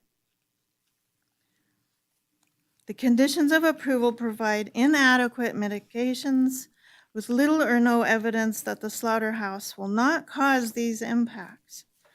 There was a preponderance of evidence submitted by impacted property owners and concerned citizens of Carson City that clearly indicates that a slaughterhouse this close to residential properties and neighborhoods will cause objectionable noise, fumes, odors, and physical activity. The Planning Commission erred in making the finding that the slaughterhouse will not be detrimental to the economic value of our properties. Neither the applicant nor staff provided any information of substance regarding neighboring property owners' concerns for the loss of property values. The conclusion by staff was not supported by any evidence, reports, data, or analysis. The Planning Commission disregarded testimony from numerous property owners who stated these concerns. Staff and the Planning Commission erred by not addressing a required finding from Municipal Code 18.02.080 subsection 5B that the slaughterhouse will be compatible with and preserves the character and integrity of adjacent neighborhoods. This requirement from the code was not listed as an aspect of finding in the staff report, nor was it addressed by the Planning Commission. This requirement should have been included in the finding too. In any event, the proposed slaughterhouse absolutely will not be compatible with, nor will it preserve the character and integrity of adjacent neighborhoods. The Planning Commission erred in making the finding that the slaughterhouse will cause no objectionable noise. Legal staff spoke to the issue of quantitative measurement of noise, and the Planning Commission created a condition of approval stating noise levels at the property line shall not exceed 80 decibels. However, no discussion was held regarding qualitative aspect of noise, specifically the noise of animals being delivered, unloaded, held for 24 hours, including overnight without food, hungry and thirsty animal sounds, distressed animal sounds, animals being herded to slaughter, animals being slaughtered, including but not limited to animal noises of crying, whining, whimpering, mooing, squealing, braying, animals bumping metal fences and gates, sounds of the piston hammer or other dispatching mechanisms, metal gates screeching, slamming, trucks, tractors, front loaders operating on site. The application fails to describe a use that will entirely eradicate all these aspects of noise, the qualitative aspects of noise. The staff report with the additional conditions failed to consider that this noise will be the most objectionable to neighbors. The Planning Commission erred in making the finding that the slaughterhouse will cause no objectionable fumes. This aspect of finding 2 was not addressed by the Planning Commission. The applicant and city staff failed to provide a preponderance of evidence or any evidence to ensure chemicals sprayed on site, such as denature, will not cause objectionable or toxic hazardous fumes. No reference is made to air quality, air contaminants, air pollution control, or state or local agencies with authority to regulate air quality, no data or analysis was provided discussing wind patterns, wind direction, and lack of wind for 24/7, all 12 months of the year. The Planning Commission erred in making the finding that the slaughterhouse will cause no objectionable odors. A condition of approval was added stating, "No odors related to the processing of animals shall be realized at the property line." This condition was intended to put teeth into the condition that it might be used in the one-year review of the special use permit. The so-called teeth in this condition of approval is nominally punitive and does not make a clear statement of finding that the slaughterhouse will cause no objectionable odors on days 1 through 365. No procedure for submitting complaints by neighbors or members of the public was provided. No fines or penalties are referenced. No public notification of the annual review is referenced. This condition of approval is non-responsive to neighbors' concerns about odors. The Planning Commission erred in making the finding that the slaughterhouse will cause no objectionable physical activity. Physical activities of delivering, holding, and slaughtering live animals nearby will be detrimental to the peaceful enjoyment of our homes.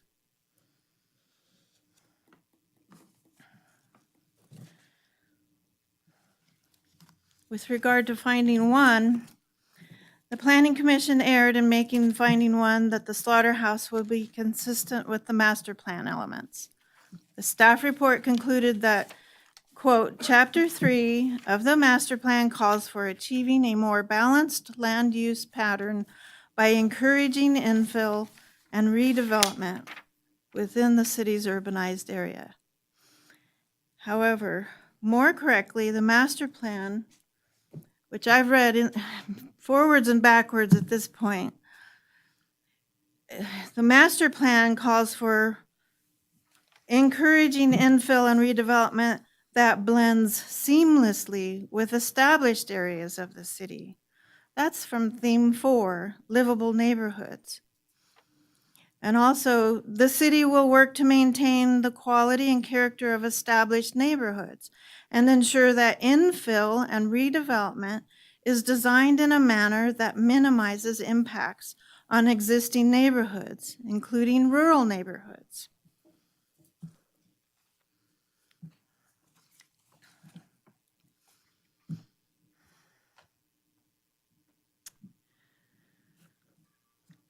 The staff report neglects to include the full meaning and intent of the master plan, which provides for balance and complementary land uses, water conservation, consideration of housing, stewardship of the natural environment, protection of environmentally sensitive areas, floodplain and hazard area development, acquisition of open space, protection of natural areas, and recreational opportunities.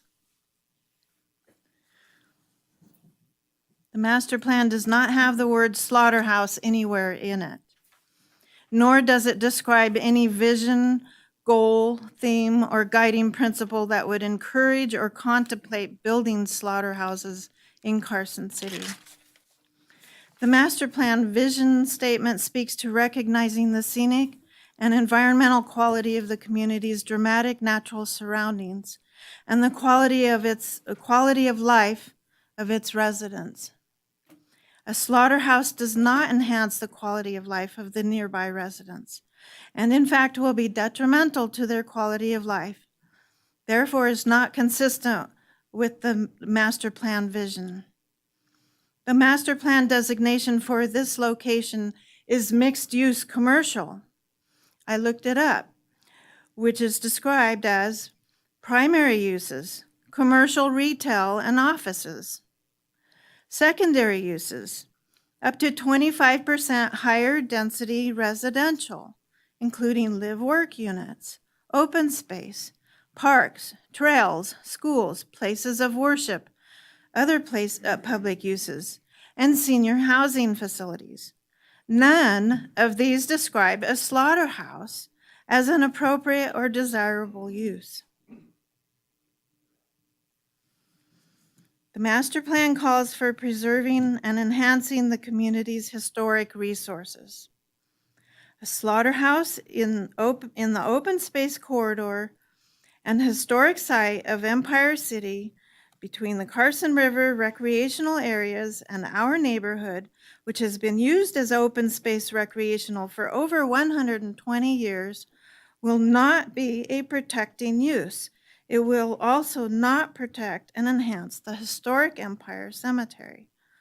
The slaughterhouse is not consistent with Master Plan Theme 1 or 4 and Guiding Principle 10, from which those came from. The master plan states the city will seek to ensure that parks and open space areas within the community are accessible from residential neighborhoods that allow the user to enjoy the natural setting of Carson City, adopting the slogan, "Every home is a trailhead." This principle also appears in the Unified Pathways Master Plan, an element of the master plan, and is an important outcome of the Quality of Life Initiative, approved by the voters in 1996. The Carson Valley Meets application includes a master plan policy checklist, page 261, by which it exempts itself from this guiding principle of the master plan. This is clearly an error and was not addressed by staff or the Planning Commission. The master plan states the city will strive to conserve its natural, scenic, and environmentally sensitive areas, including important wildlife habitat, the floodplains of the Carson River, and other significant watercourses, and visually sensitive areas such as prominent hillsides surrounding the community. That's a perfect description of this area. The city will plan for future development to minimize the impacts of potential natural disaster events such as flooding. Protection of the Carson River corridor is also a key element of the Carson City Open Space Plan, another element of the Carson City Master Plan. A slaughterhouse is not consistent with these principles and has a high potential for contaminating the floodplains, floodways, drainage ways, wetlands, watershed, and wellhead protection areas of Carson City. The master plan states environmentally sensitive areas within the community should be protected using development setbacks, dedication, or other mechanisms. There are no specific restrictive regulations in the municipal code regarding slaughterhouses. There are more regulations for bed and breakfast inns than for a slaughterhouse. The master plan states continue to discourage development within the 100-year floodplain and other hazard areas, and require development on flood-prone properties to be clustered out of the 100-year floodplain, as defined by FEMA. The CVN application, the staff report, and conditions of approval did not clearly or adequately address historic flooding events at, near, and through this site, and the slope and drainage issues which endanger the surrounding properties and the Carson River. The Planning Commission erred in making the finding that a slaughterhouse is consistent with Master Plan Goal 3.3D, from which that came from.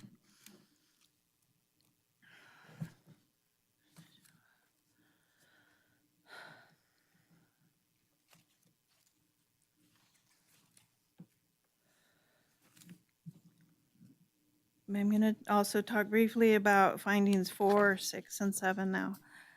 The Planning Commission erred in making finding 4, that the slaughterhouse at this location will not overburden existing public services and facilities, including water, sanitary sewer, storm drainage, and other public improvements. I realize you talked about that. I believe and continue to believe that the preponderance of the evidence was submitted by members of the public stating concerns about city water, water use, and water conservation, water pressure, sewage lift stations, storm drainage, and other public improvements. Little evidence and data or reports or analysis was provided to address these very real concerns. The Planning Commission erred in making finding 6, that the slaughterhouse will not be detrimental to the public health, safety, convenience, and welfare. Staff provided a memo dated December 15th, requiring a wetlands delineation report, and Jennifer spoke to that. There was no information, reports, data, or analysis provided to the public leading to these conditions. A full vetting of the conditions that were added after the original Planning Commission public hearing held on September 29th that didn't have that condition should have been provided. There was no public consideration by the Planning Commission of the storm drainage issues presented by the public with regard to the drainage trenches and culverts that cross the property in the flood zone. There was no reference to the U.S. Army Corps of Engineers, which may have jurisdiction in this aspect, as well as with wetlands. It is the applicant's responsibility to provide the preponderance of evidence. The Planning Commission erred in making finding 7, that the slaughterhouse will not result in material damage or prejudice to other property in the vicinity. And as I covered earlier in my comments about loss of property values, that's the preponderance of evidence was provided by neighboring property owners that clearly indicates a very real concern for the loss of our property values.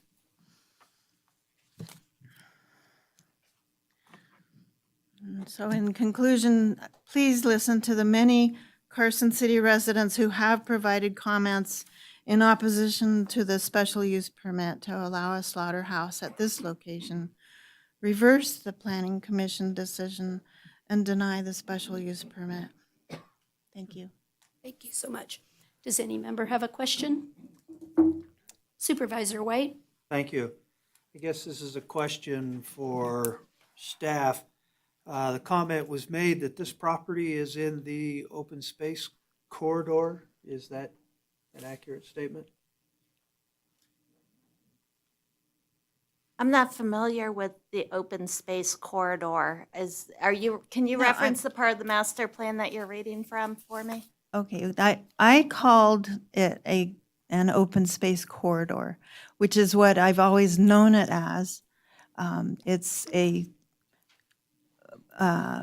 bunch of land, probably, I don't know, 100 acres of open space, sagebrush, that I and my brothers and sisters and cousins and all of the neighborhood kids used to pass through 50 years and more ago to get to the Carson River. The Carson River bends right there, and it comes closest to Highway 50, and it's just a very short, it's less than, I would say, it's absolutely less than half a mile, probably less than a quarter of a mile from our house to the river. And so we didn't know it as open space. That's a new term.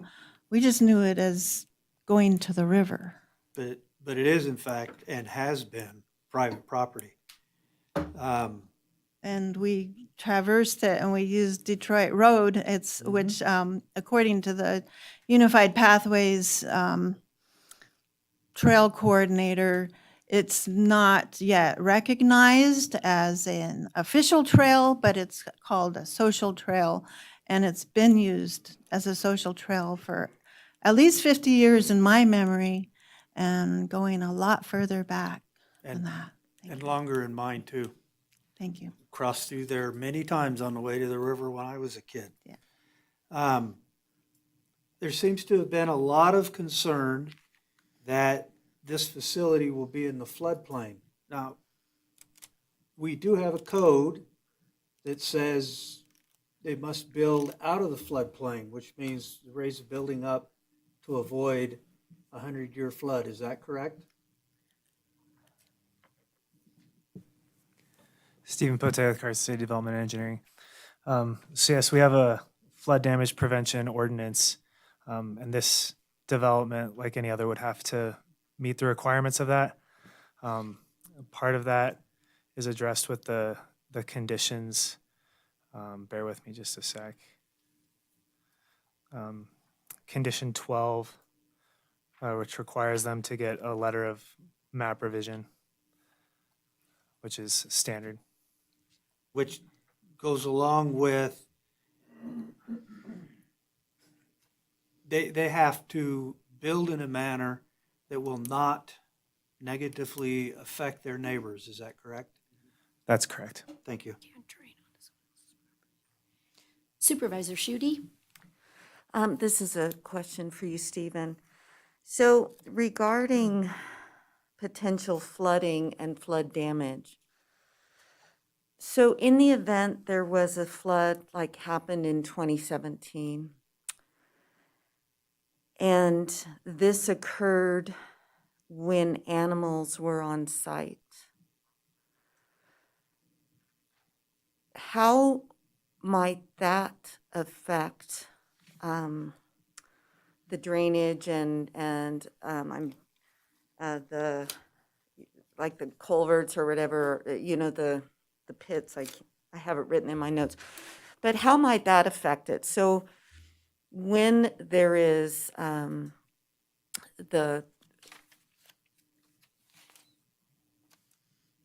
remnants of, animals being enclosed and with a flooding, and so you have urine and feces and all of that. Has that been studied? Because where I'm going with this is I understand that in the building and the requirements that flooding is taken into consideration, but what is different about this facility is the livestock. And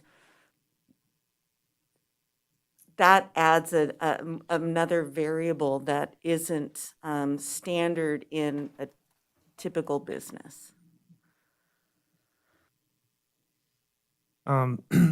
So how the application was originally submitted prior to moving the corrals indoors, there would have been a part of the project that would not be affected by that flood damage ordinance, but since it's been moved indoors, that ordinance applies to the entire structure.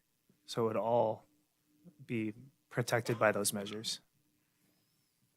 But I think about some of the flooding and like in Reno, when the Pioneer Theater was flooded and damaged. And so, and again, it's that added variable of animal and animal waste.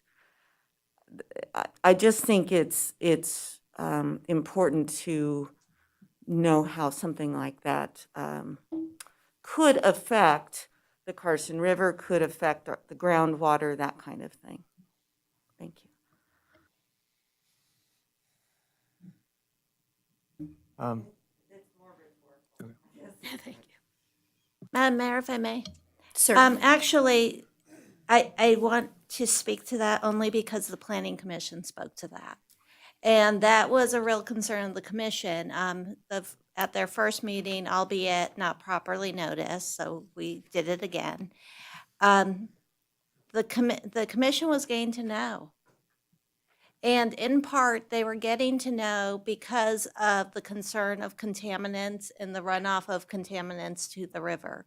And a lot of the concerns that you're expressing right now were expressed at that Planning Commission meeting. And I believe it was because of those concerns and that pathway to know, which everyone saw that pathway, that the applicant said, well, wait, I think I have an answer. What if everything happens inside the building? So I'm not familiar with the flooding of the Pioneer Theater. That didn't come up at the Planning Commission. But I did want to, and thank you for giving me a chance to mention this, to just make it really clear that that was absolutely a consideration of the Planning Commission. Thank you. Thank you so much. Okay, I don't see any further questions. Thank you so very much again, all of you, for your politeness. What we're going to do is take a brief recess as we can reset, because honestly, I need the ladies' room. So maybe I'm guessing some of you do too. So we'll come back in just a few moments.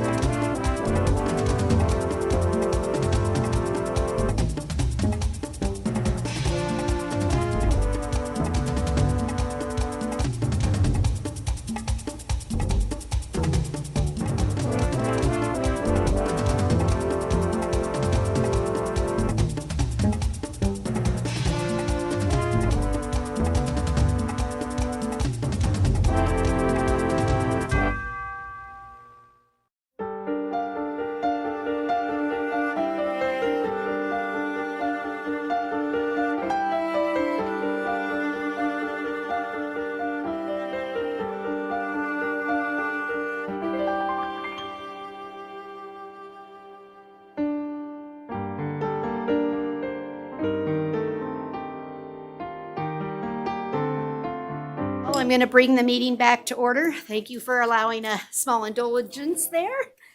Okay, we're now on to the process that was described in the beginning. I have the applicant who may now do their presentation, please. Madam Mayor, Supervisors, Chris Baker with Manhart Consulting. Mike Holcomb with Carson Valley Meats is joining me tonight. First of all, I'd like to thank you for the opportunity to present. I will be brief. I don't think we need to go over the specifics of the project. As Madam Mayor stated, it is for the record. We do have slides available. If there are direct questions, we can go through and use those as visual aids to really hopefully get to the bottom and answer the questions thoroughly. So I would like to start off just kind of reiterating some stuff that I've heard. First off, the applicant submitted the necessary required information and data as outlined in Carson Municipal Code. Staff and the Planning Commission reviewed the required data, validated that data, and based their approval on that data. So I just want to make that as a qualifying statement. So realistically, through the project approval process and subsequent approval by the Planning Commission, there were really two arguments brought forward through public comment, and those are really brought forward really in the appeal tonight also.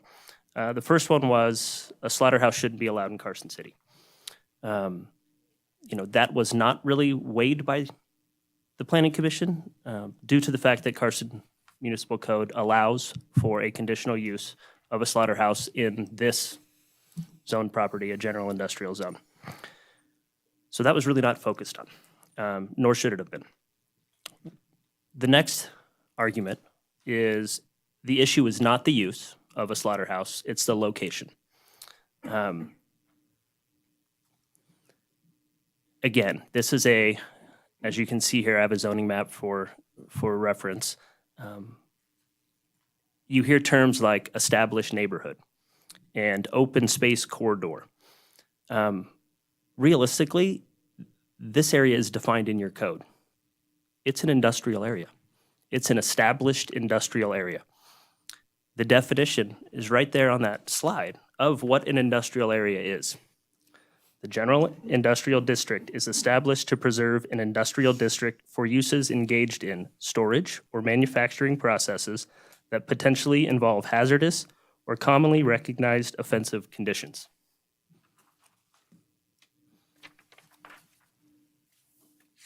So when we talk about location, your code says this is the right location, right? Again, it's not an established neighborhood or an open space corridor. It's an established industrial area with existing industrial uses. Are there residences in close proximity? Yes. The majority of those residents were established after this clearly established industrial corridor. Going all the way back prior to 1960, industrial uses were there and it was designated as industrial zoned property.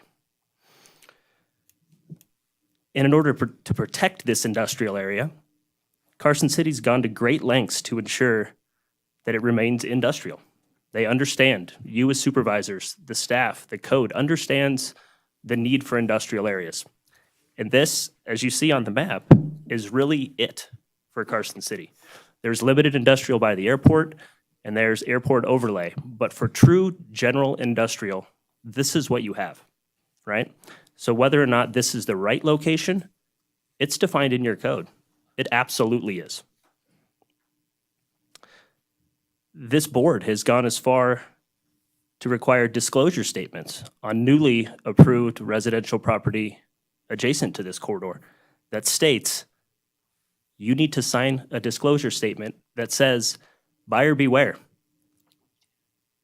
You're buying a residence adjacent to industrially zoned properties and all of the impacts associated with that, right? You can go to the next slide. So this is just kind of zoomed in. And as you see, you've got the proposed site in blue. There are SF12 zoning designations across Highway 50. And as you can see, there is the Empire Ranch residential property to the southwest. everything you see there, that's not just an aerial. That's all gray background, and that all is industrially zoned property. So uses include 3D concrete batch plant, waste management, Cavallero Heating and AC, multiple industrial parks, Carson City Towing, industrial rentals, so on and so forth. And I would like to point out, there still are, a lot of those lands are vacant, right? Including the property due west, which was the lumber yard at one point. There has been discussion of the mobile home park, which, as I understand, was established in the mid-'60s. The lumber yard, as I understand, was established in the 70s. So as far as industrial uses in proximity to residential, this isn't new. It's been done immediately adjacent to the site. A different use, yes, but similar type noise, odors, things of that nature. Industrial uses, no matter what they are, come with some of these impacts, potential impacts. And the job of the Planning Commission for a conditional use permit is to place conditions on those so that the impacts are lessened or completely eliminated. Go to the next one. So going to those conditions of approval, the Planning Commission, again, used Carson Municipal Code as a basis. They used the findings, and they put strict conditions of approval on the project. As indicated, it did go to Planning Commission twice because of the noticing error. And realistically, that was a good thing, in my opinion, because what it did was it allowed multiple opportunities for people to provide public comment, for commissioners to have thought on potential unforeseen impacts, and properly address them. So what you're seeing here on the slide is things that came about from the September 29th Planning Commission. As indicated by staff, we noticed that there were valid concerns not relating to the slaughterhouse use, but relating to storage of animals for 24 hours on site. Dust, odor, noise, drop-off procedures. So it wasn't as though we kind of had that up our sleeve, per se. These were valid concerns. And the planning process is put in place to identify those concerns and address them. And that was our best way to address them. So what we did is come up with this as a solution. It wasn't a Trojan horse. It wasn't us reacting disingenuous. It was us trying to provide a solution to what we saw could potentially be a problem. So again, the enclosed corral to minimize potential noise, odor, dust, and then brought forward more from the applicant's, own understanding of a visual concern and a noise concern. We added a landscape buffer, right? So, it was the perceived stigma we keep hearing, the slaughterhouse stigma. And we're going to see it. We're going to see it from the road. We're going to know what it is. Again, there's no signage. This isn't, hey, livestock slaughtered here. What it is, we're doing our best to use berming, use landscaping, things that'll be seasonal, and, evergreen trees to, limit noise, limit, line of sight for people driving down Highway 50, for people driving down the adjacent roads. So that was just something that we volunteered. And then the big one that came about is the SUP review to ensure compliance with conditions of approval. We did hear tonight from one of the appellants that we just have to wait and see. True, but the applicant wouldn't take a condition that they didn't think they could fulfill. So to me, I see that the opposite. I see that as supreme confidence that they've done this before, and they're confident that they can not only meet all the conditions, but they can demonstrate it in 1 year that they're doing it and they're doing it right. So that's my takeaway.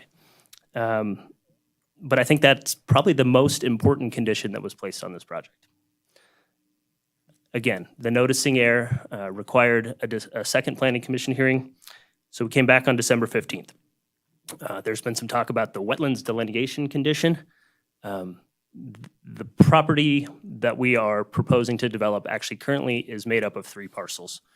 The development area is a very, very small portion of that, and there are some identified wetlands on portions that are not to be developed. So to confirm that, we have accepted, and staff has placed a condition, you need to determine that those wetlands are not in your developable area and confirm that. And we've taken that condition and we will do so.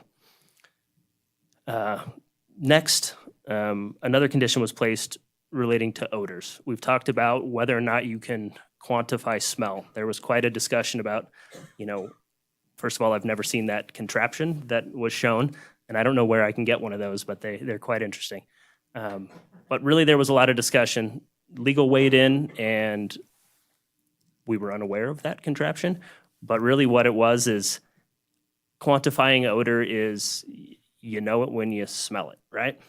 So the condition placed on no odors related to the processing of animals shall be realized at the property line, right?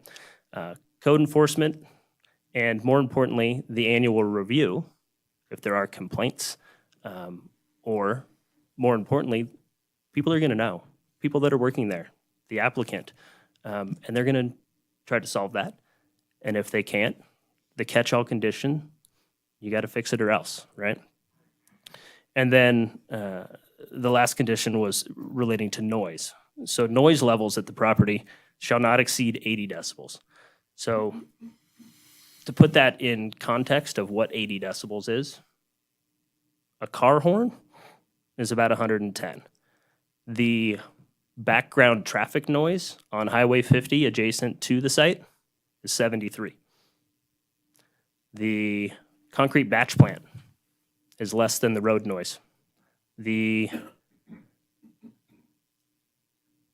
waste management facility, again, less than the road noise. What we've found, and we did multiple studies out there on different days, the road's the loudest thing out there.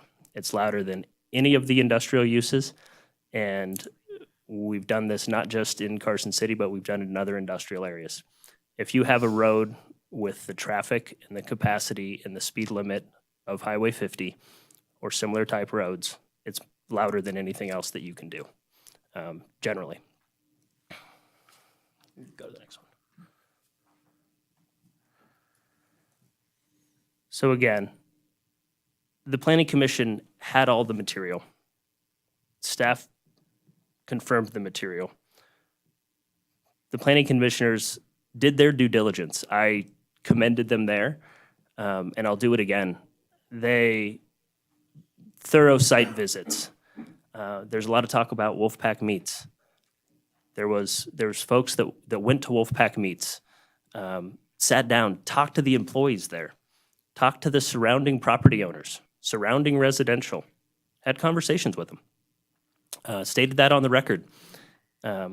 They witnessed the process, and they thoroughly reviewed the impacts. The Planning Commission added conditions at both the PC meetings to mitigate those impacts. As outlined in code, that's what a conditional use is. It's allowed if you do this. The Planning Commission was able to make those findings. It was approved 5-1. The Planning Commission decision was based on the understanding that this is an industrial area. They understood that. They knew it was zone general industrial, and this is not a established neighborhood or open space corridor. It is as advertised. It's an industrial zone. And they were confident that those impacts could be mitigated. So you can go next. So I actually just have a few quotes from the Planning Commission, because a lot of what I'm hearing tonight from the appellants are they didn't do a thorough review, or the material was lacking. The material was the required material. Again, it was reviewed and validated by staff and the commission. Maybe there could be a potential for a look at requiring more information for certain uses in the future in a code update, but we're playing by the rules that are set forth today. The quotes include, "I'm satisfied myself, there will not be any impact. I can't come up with a reason myself to say I have a finding against this after looking at one of those facilities personally. With all of those conditions and the way we've gone ahead and looked at mitigating this, I do not see any reason to deny this." This is from multiple commissioners. There's quotes in here from every one of them, even no votes. "We take this very seriously and we have read all this information. This is an appropriate use of the zoning. I can't find a cause to deny this. Include conditions of approval that more specifically allow us to take action in the future if there are issues. I absolutely commend the developers on what they've done.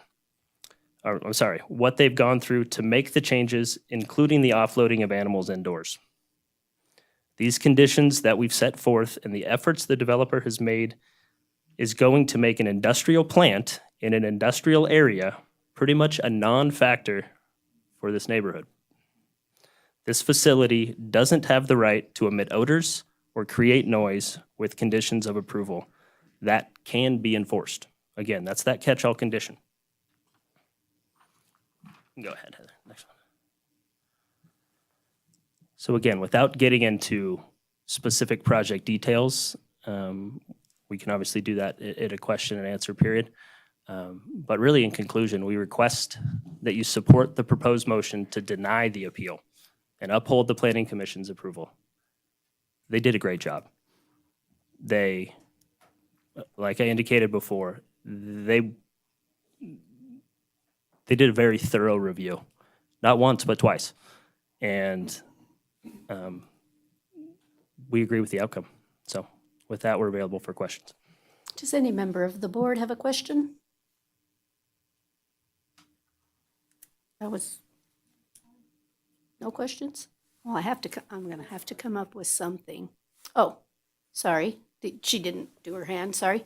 Supervisor Schutte?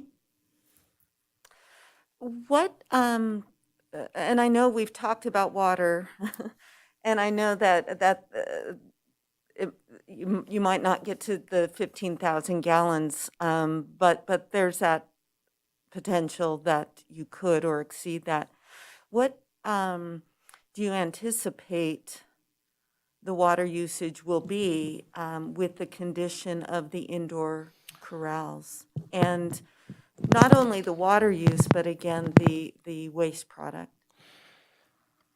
So again, the information that was provided in the application, as stated, was based on not having the indoor corrals because that came kind of midstream. So in all transparency, that is a true statement. So the water was based on, again, the similar like facility, Wolfpack Meats. You've heard about it a lot here, and I know a few of you, I believe, have visited. So that 150 gallons a day for processing animals per animal. Again, processing days once a week.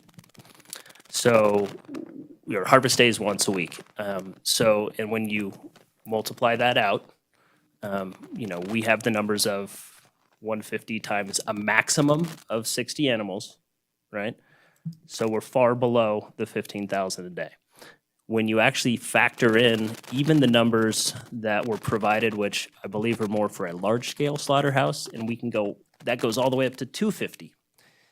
And on harvest day, you multiply that by 60, you're still right at the 15,000. So you don't exceed even the Carson City growth management.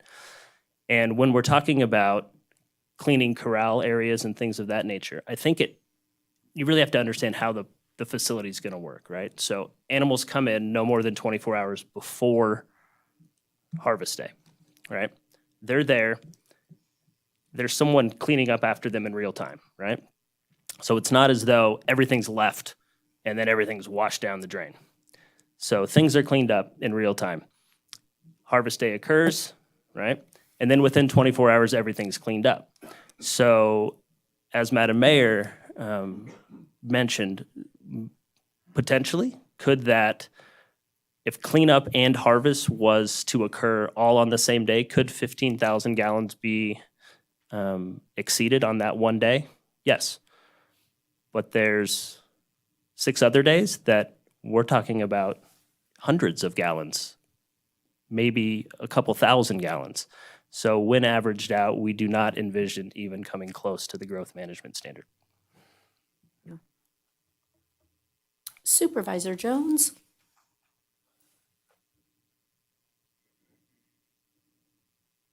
Are you limiting your special days to 3 a year?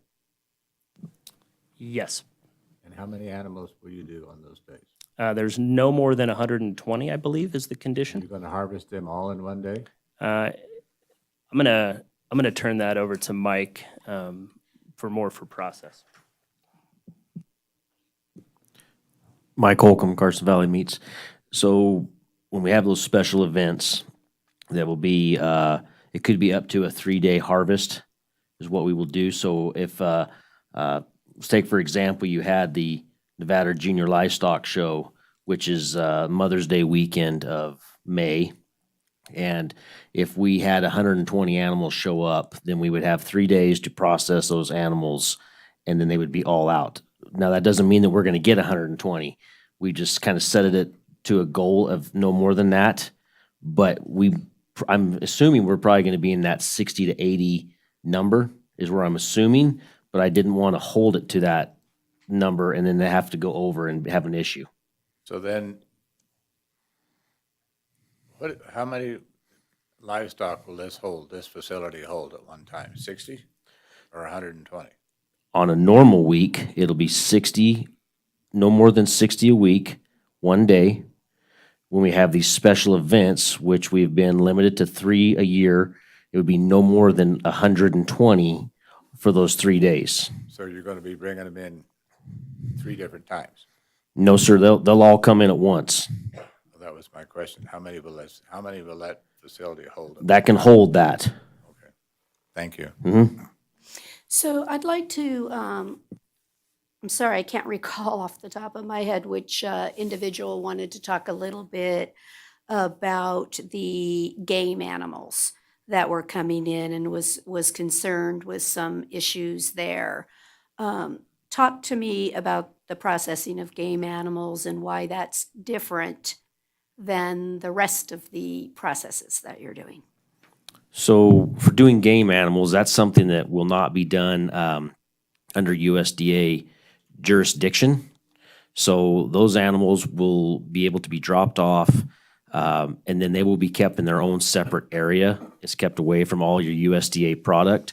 And what we would do in the process of that is, let's say that I was doing USDA product first thing in the morning till 10, and then I was done doing USDA product that time, then it just switches over to doing wild game. All wild game is going to be boned out, all the bones put into bone cans, denatured, and picked up by the rendering company and hauled away. So, but another difference, unless I'm missing something, is the game animals have already been harvested by a hunter. Yes, ma'am. I was trying to get to a I'm sorry. different point. They're not harvested at the facility. No, They're- ma'am. They're coming in already. They've been harvested For you out. to butcher. Yes, ma'am. Thank you. I'm trying to be polite about all of this, but. Yes, ma'am. Okay, so I think it's important that people understand you are not harvesting those animals. So that's not getting you around the animal count and that there's going to be 90 on some days or anything because hunters are bringing in their Live animals? No, ma'am. There's not any live animals. No, ma'am. With that. Then there was a concern, I heard that someone was concerned about the chemical that you're going to be using for treatment. So talk to me about that chemical and why is it safe and why should the neighbors not be concerned about that chemical? So all barrels will just be sprayed down with a denature ink, and it's basically a food coloring. And I can actually read you the ingredients off of that if you chose to know that. But it's just a very it's a soap. It's a soap with food coloring. You spray that at 3 different levels throughout your barrel. On the bottom, halfway through, and then at the top, you spray it. So then that covers all of that product. And the reason you're putting that on that product is to eliminate the concern, God forbid, somebody trying to dig through that to find something for edible. So it's not hazardous? No, ma'am. Okay, it's not Nope. listed on a hazardous Nope. thing. The fire department doesn't have to know that No, it's ma'am. there. So talk to me a different way. Do you have any chemicals that are there that are listed that the fire department has to know is there so that they can properly fight a fire or something in that Sure, location? sure. All we were gonna have on site will be that denature, and then we were just going to have our general soaps for washing things down after processing days and harvest days, and that's it. So talk to me about the concern of noise, squealing animals, whining animals, dogs barking.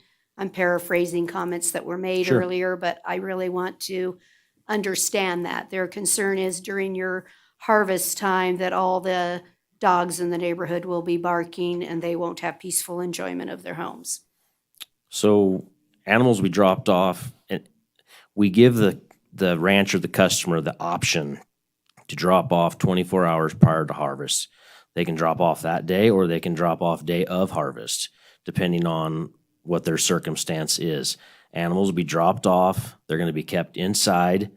They're going to be pulled inside of an indoor building. It's going to have doors on either end of it. So someone will pull in, doors close, we unload the animal walks out of their trailer, is put into its own pen, and then it will stay there watered until harvest day, harvest time. The biggest thing when it comes to animals getting squealing, making noise and what have you, is the improper movement of those animals. You know, roughhousing those, abusing those animals, using paddles, hot shots, things of that nature where you're not supposed to be doing that. USDA watches all of that. They actually have a humane handling person that will come around and watch you through your whole process. Every USDA plant has that, and they'll do it once a year typically, unless there's something that comes along where they need to come back more often. But they will come in, and if you're not handling those animals in the proper manner, they will shut you down. And so USDA can make that assumption every day that they're there on a harvest day. If they see us, they can turn us in and shut us down. So it's all in the way you handle those animals. I know it's been mentioned that we're going to be following Temple Grandin's protocols. She is the queen at that. And so yeah, it's all in the way you move them through the alleyways and just slow movement. And they're not going to be hearing animals squealing all night. They're not going to be bawling all night. I've learned a lot over the last few years, and pretty much the only time I ever hear a cow bawling is when it's been weaned from its mother. So talk to me a little bit about that, because the community's concerned, you know, I'm hearing from them that we're going to get damaged, we're going to get damaged, we're going to get damaged, and we can't get any cures, we can't get any help. Why should we as a board here, why did the Planning Commission, why is it that we should have faith in your business that you're going to do the right thing or that they aren't going to be damaged? So I've been in this line of work for 35 years. I ran Wolfpack Meats for 10 years. I was proud of what I did at Wolfpack Meats, and I had just a impeccable record with USDA, with the university, and with the customers. We took a business that the first week I went in there, we harvested 1 beef and 3 lambs. That was the first thing we did, or they had done in 6 months. And I thought, oh my God, I left a full-time job for this.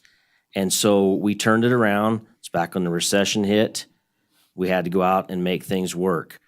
We built up a business that stretched all around Nevada into Northern California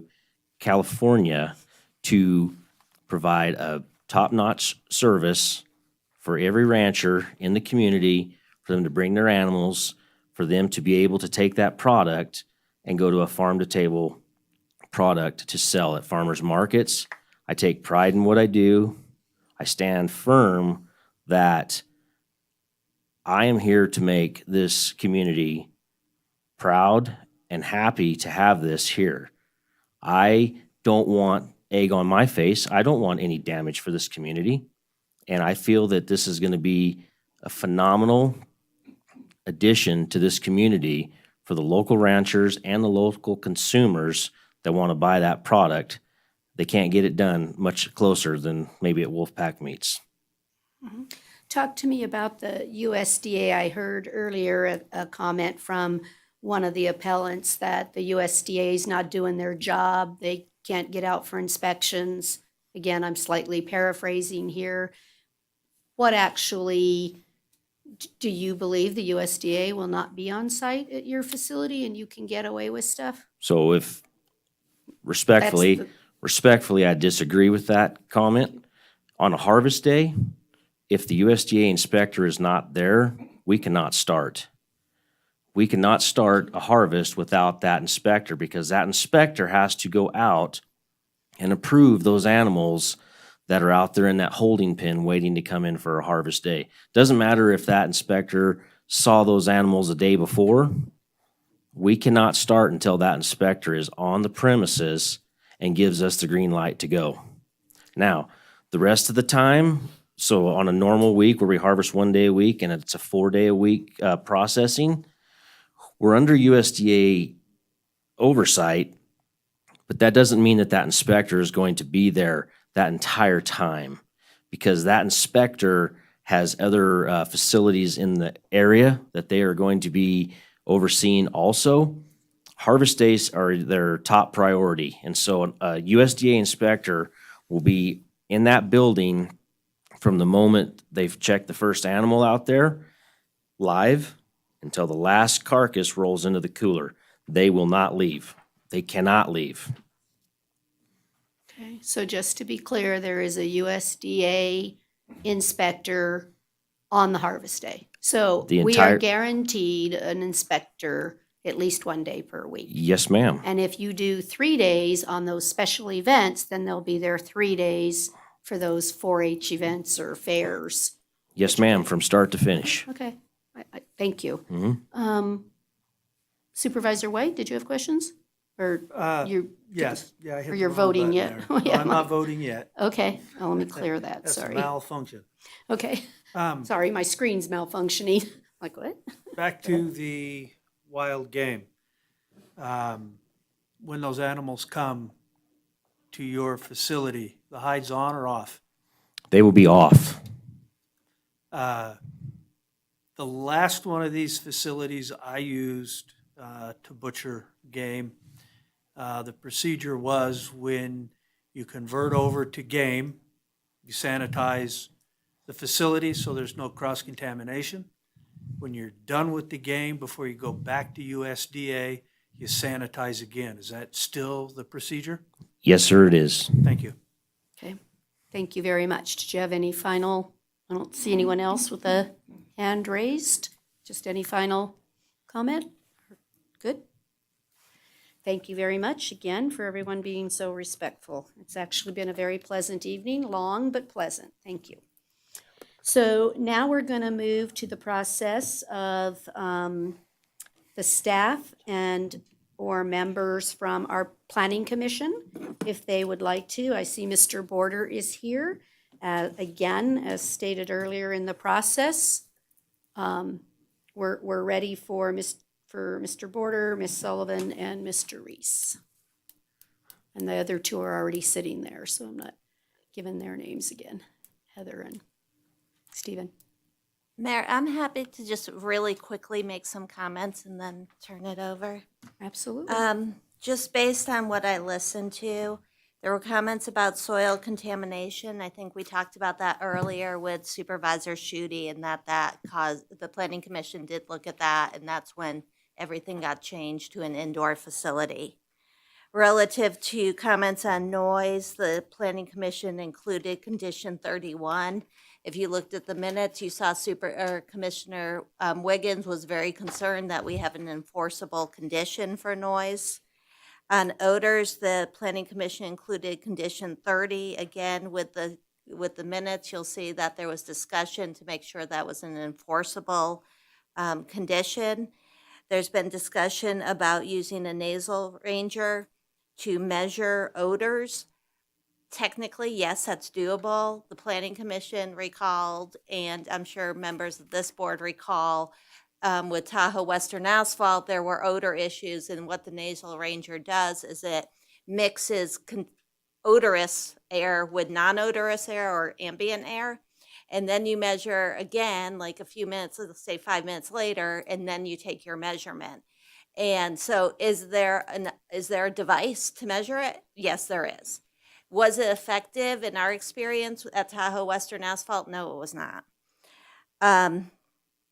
There were questions about air infiltration and insulation, and that we didn't have this data. The Planning Commission tends to look at performance standards as opposed to what is that physical improvement you're going to make. You can say, I'm going to build a wall. Well, that's interesting, but we're more interested to know what's going to be the sound on the other side of that wall. And if that wall doesn't accomplish what it's supposed to for sound mitigation, it doesn't really matter that you built a wall. So they look more at what the performance standard is. So when you look at the conditions, that's what you'll see as performance standards. Planning Commission did not rely on the public relations event for any of their decisions. In terms of the wetlands, there was concern Planning Commission didn't have the data. To me, that's the process working. That's why we reach out to the public and the community so they can identify things that they think are important, and clearly the staff and the Planning Commission heard them. And looking at condition 29 concerning the wetlands, there's nothing in that condition that would preclude the use of the 1987 Wetland Delineation Manual. In terms of property values, the commission always considers property values. We talked about water and the use of water. Condition 22 addresses that. We talked about the wastewater and contaminating the city's wastewater system. Condition 20 speaks to that. There was a question about what exactly is a special event and why is it not defined. We don't use that term. When you look at condition 26, you'll see the term special event is not used. It talks about having 3 events a year, up to 3 days, 120 animals. So we have objective measures. It doesn't really matter what that event is. You get it 3 times a year. Over time, the type of event may change its name, may change from May to June. It's 3 events. There was a comment that this will not make meat more readily available. The Planning Commission did not rely on meat becoming more readily available.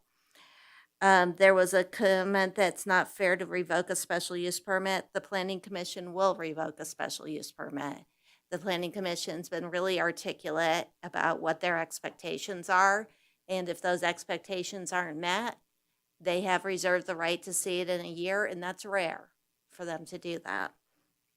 There was talk about the interaction with the public being adversarial. I don't agree with that. I think the Planning Commission had, like this meeting today, a very cordial meeting, and I think the public actually had a lot of influence in what the Planning Commission ultimately decided. There was a comment, we will need to fight and complain, and so on and so forth. Condition 21 includes the 1-year review, and 1802-030 of our municipal code talks about enforcement. So they didn't specifically say how to do enforcement because it's already in the code. Nothing says this will be a good thing. The Planning Commission didn't vote because it was a good thing. They voted based on the findings. They looked at the findings of fact. They identified conditions of approval to address impacts. This is pretty much all the Planning Commission ever does. They look at findings, and they did that on this project. There was discussion about master plan consistency. The Planning Commission did make for master plan consistency, finding that it was consistent with the balanced land use pattern, and it included infill and redevelopment. And they also looked at policy 1.1.b, which talks about essentially directing growth to where there's urban type infrastructure. And they also considered whether it would overburden public facilities, and they found it would not overburden public facilities. And that's all I have. Thank you. Does anyone have questions of Hope? Not at this moment. We'll move on. Mr. Reese. Thank you, Madam Mayor. I believe I'm next. Briefly, I wanted to start off with my role here before you. I am, in this proceeding, I'm an advocate for the Planning Commission. I am not necessarily the board's or the city's attorney, which in the usual case I may be. This is why you have two attorneys from the district attorney's office here before you. I'm sitting here advocating for the Planning Commission, and Mr. Yu is sitting up on the dais with you as the board's attorney. For unbiased legal advice, I definitely recommend that you consult with Mr. Yu.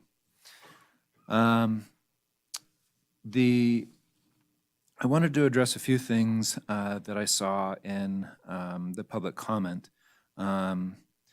There was a comment that the word on the street was that this was approved before the first and second planning commission meetings. The commissioners don't listen to public opinion. They ignored the public, and that they had made written statements simply to recite once they got to the meeting. I can assure you that's simply false. That the Planning Commission listens to the public, I think, was evident from the first meeting. As Hope referenced at the beginning of in the beginning of the first meeting, the Planning Commission was very skeptical about this project. They were very concerned. Speak up if you may, or if you can pull the Sure. closer. Thank you. They were very concerned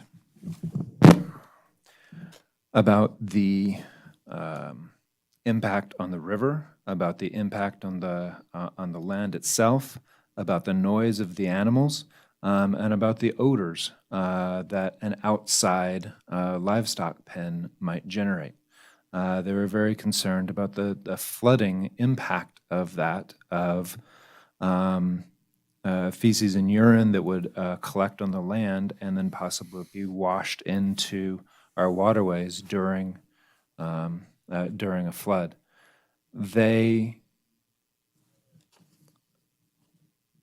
were concerned about that. They did listen to it, and in the beginning, they were leaning, based upon the comments, it seems like they were possibly leaning towards no. The commissioners, however, based upon the conditions placed upon this project and upon the concessions made by the applicant, eventually decided to approve the special use permit.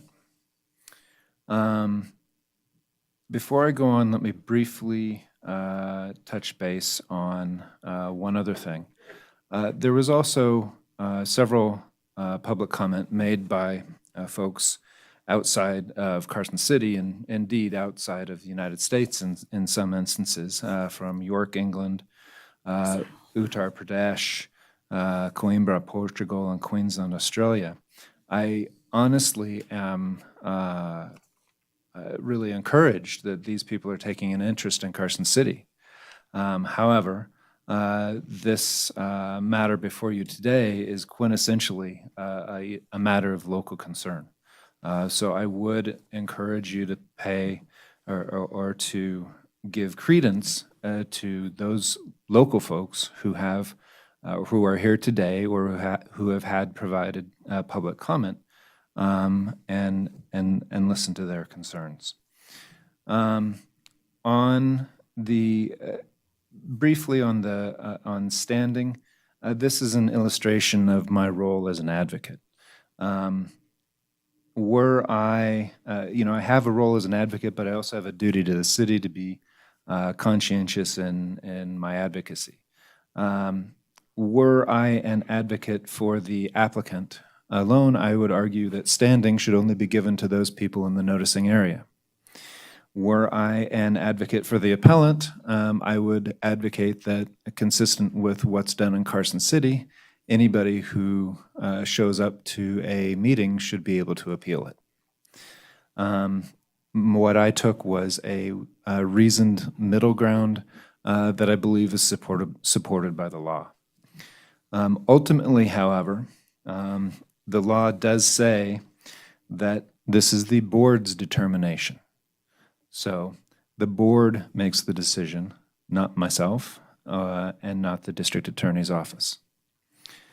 That dovetails into the standard of review. Based upon my review of CCMC 18.02.060 sub 060, I don't believe that the standard of review for the board is a de novo standard of review. But the CCMC is silent on what type of deference should be given to the Planning Commission under a abuse of discretion standard. To advocate for the Planning Commission, my take on this is that because new material is not allowed, again, it's not a de novo review. However, that means that some sort of abuse of discretion standard should be applied, which it effectively allows the Planning Commission to do what they've been appointed to do.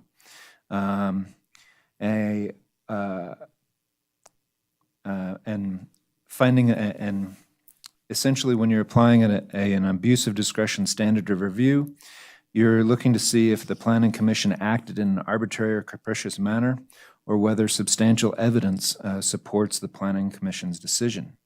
Arbitrary action is a baseless decision, one that ignores the law, that's made without apparent grounds, or was made just because we wanted to.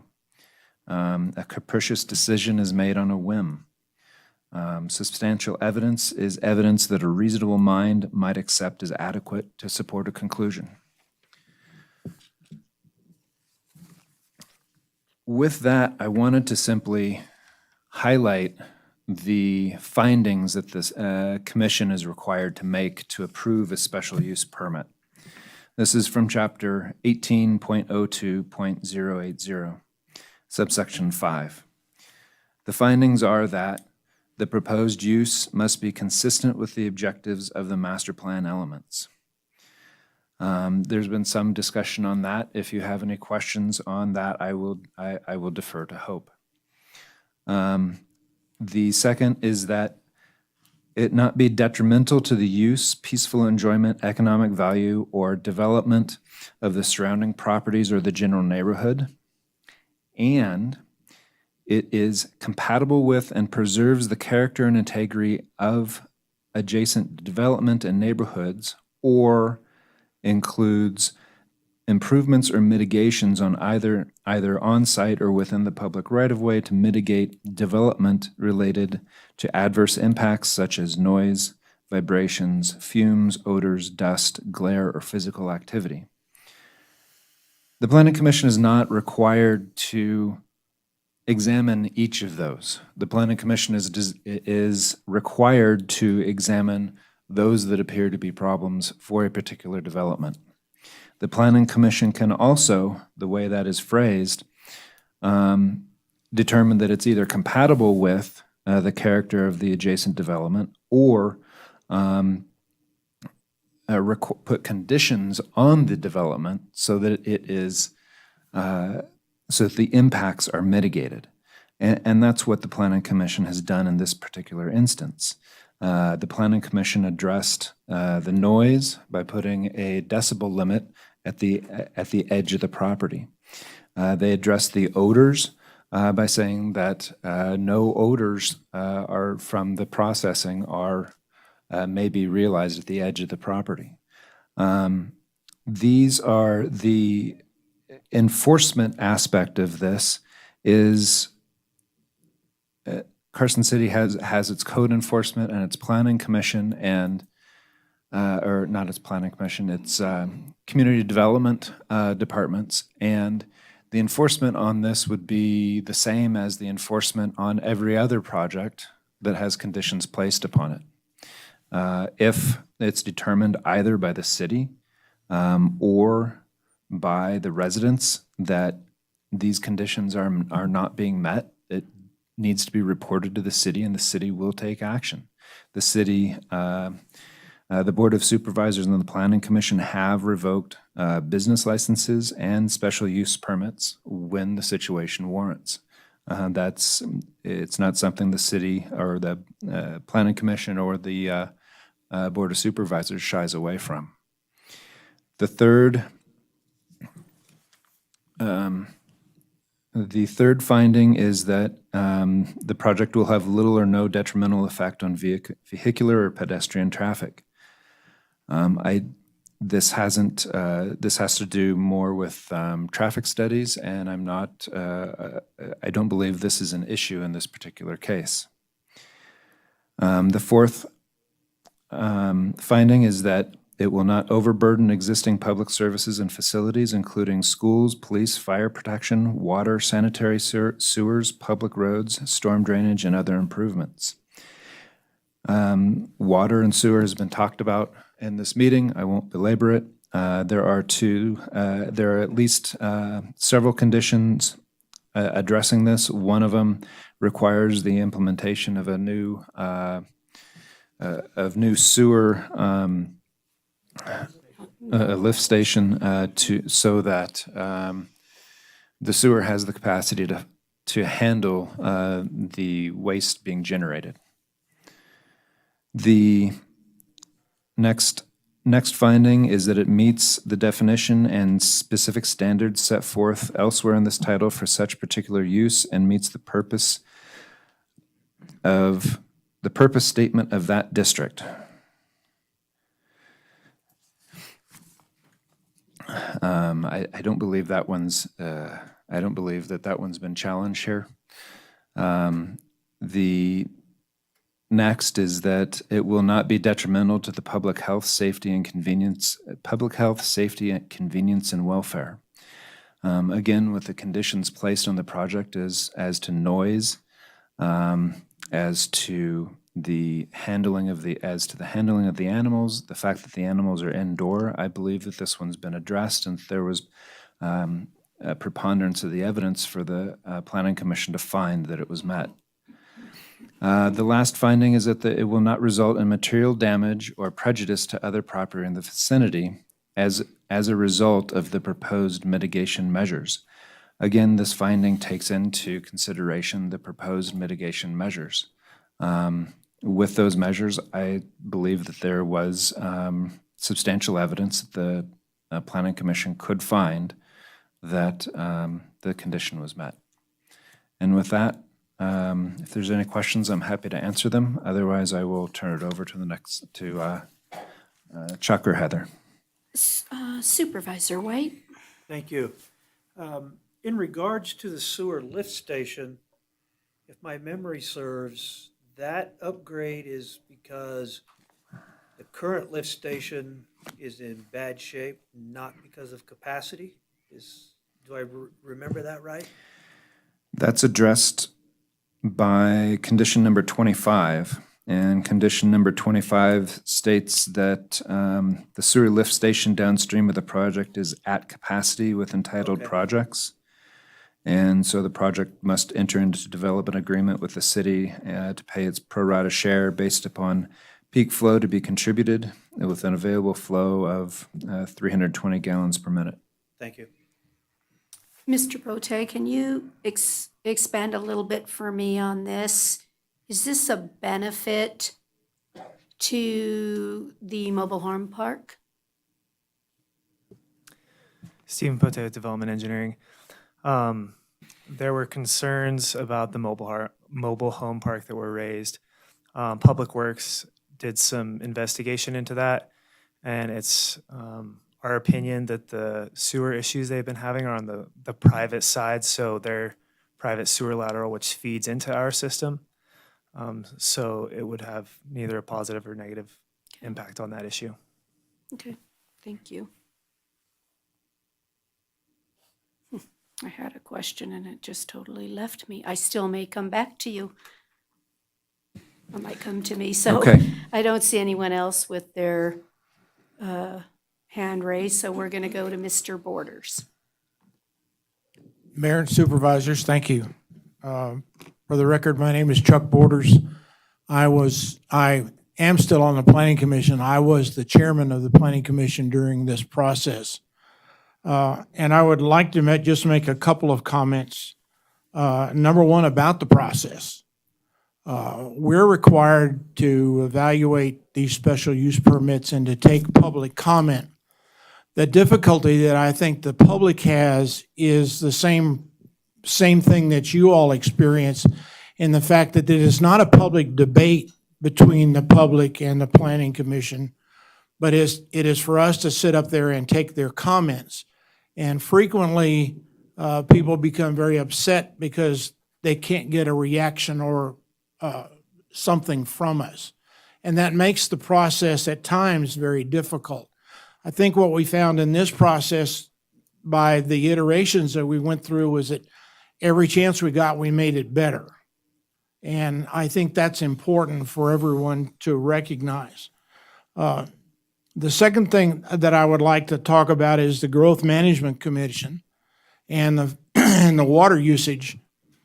At the time, and as we've discussed today, projects in Carson City can use 15,000 gallons a day and be under the threshold for the Growth Management Commission.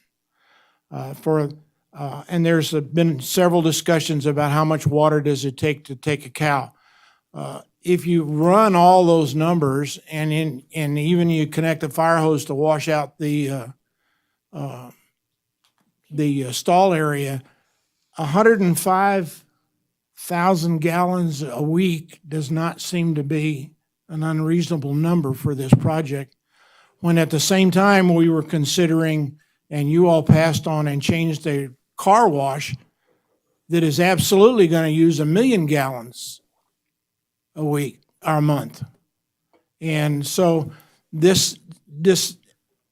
I know that the community is excited about water. I think the Planning Commission and the Growth Management Commission are also more excited about keeping track of our water and making sure that we use it wisely. And I think that our conclusion when we finished this was that this would be well under the Growth Management Commission's threshold, but there's still a review. We've asked for 3 years worth of data.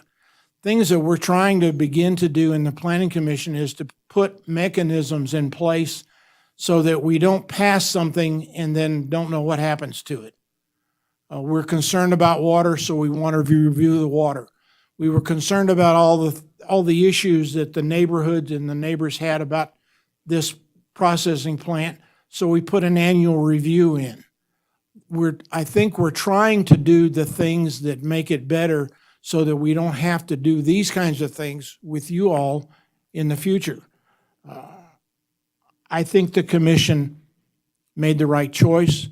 I would agree that in the beginning, we were probably not all in favor of this.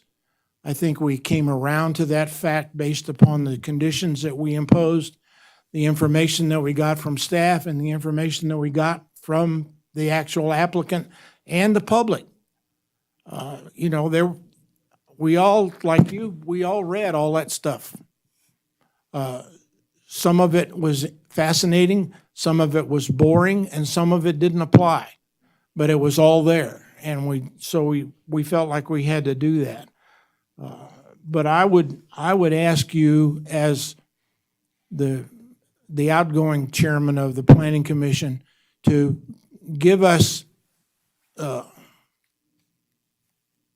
confidence that we would do the right thing, and stick with us. Don't become an adversary with us. And finally, I would like to say, I'd like to correct a record that was mentioned earlier, that there was a little girl at one of the meetings and she was from Texas A&M. She's actually from Texas Tech.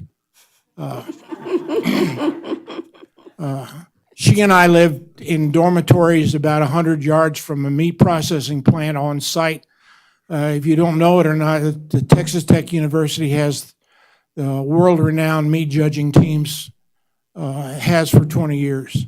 And she was a nice young lady, but I wanted to give her her proper chops.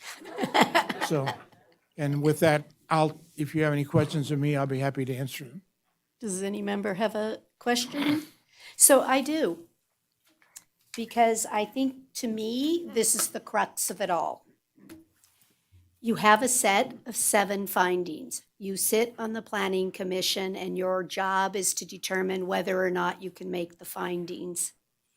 So on each and every finding, is it an all or nothing? For example, I look at the master plan checklist.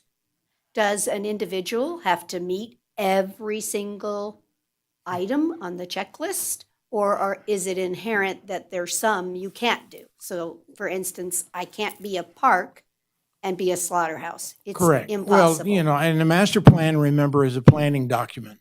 So it has broad guidelines. So we have to take those guidelines in the context of whatever the project is and try and make a judgment on it. But to answer your question further, yes, we have to, as an individual, make all 7 findings, in fact, for an affirmative vote. And If you so- can't, then you don't. Right, so let's go to the big one, the one that has all the squishy room, because that's the real one, right? Which is finding number 2. Right. Let's talk about it. That's the reality here. It's what everyone can hang your hat. It's how you can make it or not make it. It's the one that gives, I believe, the Planning Commission all the room in the world to make the decision that you said, trust us, this is the condition. That's the one, right? Right. It also gives us all the room in the world to say no. That's what I'm getting to, right? Yes, You ma'am. had all the opportunity to say no based on the evidence, the public comment, all of the things there. My question to you directly as a planning commissioner, do you believe that it means it can have nothing, no noise, no fumes, none, 0? Do you believe it's a none, or that you're mitigating for those hazards? I think within the scope of the conditions that we've set up for them, I think that gives the commissioner like me the confidence to say, yes, I can make that finding. You know, frankly, when this was first, when Carson Valley Meats was first down in Minden in that area, I didn't think it was in the right location at that time. I was also buoyed by the fact that members of that planning commission came to some of our public hearings and told us why they turned it down, and it was not for the same reasons. So, you know, all those things begin to add up and make you feel like that this is a doable deal. I understand that there's a lot of, you know, when you say slaughterhouse, and in fact, in Title 18 and part of our revision, that word is not going to appear again. It'll be called a meat processing plant or something, but I don't think slaughterhouse, because it brings up too many bad feelings. You know, this is not a project that Upton Sinclair would write about. This is a project that is going to be, I think, an asset to the community once it's there. And I think the community will learn to tolerate it. Thank you. It's okay, thank you. Does anyone else have any? Okay. It's all right. Does anyone else have any questions? Mayor, if I can just point out, Heather Ferris, our planning manager, is our technical lead on this. I'm not sure if there's something she heard in today's hearing that she may want to point out Address. to the board. Certainly. Ms. Ferris? I don't have anything. I think Hope covered everything. Okay, that's all right. It's always good to, I think what is very important to me, and maybe to this entire board, I hope, we do listen. And so I do want to say something on the record, because I'm really tired of people telling me I don't. I do. I read everything, every word. There are binders of data that we did. We got late material to the date and the time specific from yesterday. We were handed another couple hundred pages. I used my lunch hour and stuff today to read all of that. We do listen and read the material. We are not bound to necessarily agree with you. You are not the only people to just, the biggest thing for me is to listen to you say, listen to the people. Which people? You're not the only people in this community. I had as many approach me in the positive side as the negative side. So I just want you to, that's what I meant by a popularity contest. I don't have that answer, right? I really do not have that answer. I have to make my judgment today based on the records. And so I just want to let you know, no matter what we're doing tonight, and I have no idea how the vote is going to turn out, we haven't set this up with each other. I've also heard comments that you come with a prepared record, which means you already know what you're going to vote on.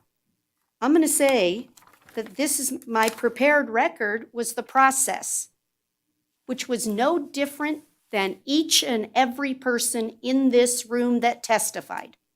Each and every one of you came with written documents that testified tonight at this hearing. Each one of the appellants had notes and documents to keep yourself on track and to talk, right? So please don't say that we're wrong or the Planning Commission is wrong or anyone else because they have remarks that are written.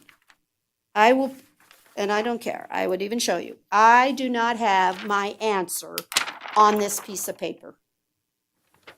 I came tonight to listen for you to tell me what was the error or no error. That was my job. That's my job, all of us.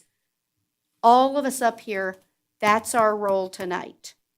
We're sitting as the judge to the Planning Commission's activity. So I just want to tell you all also how much I appreciate that each and every one of you were kind. Thank you. It's important that we are kind in our community and respectful of one another. So I am hats off to each and every one of you for that. Thank you so very much. Do I have any final questions? Just want to make sure because then it's going to close that part and we'll come up to the discussion here. Any final questions? Okay, then we're to the part we, I guess, have to do. It's not pretty, it's not fun.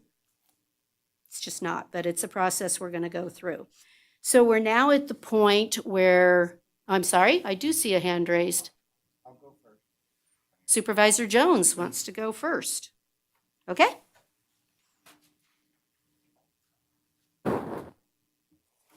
Mr.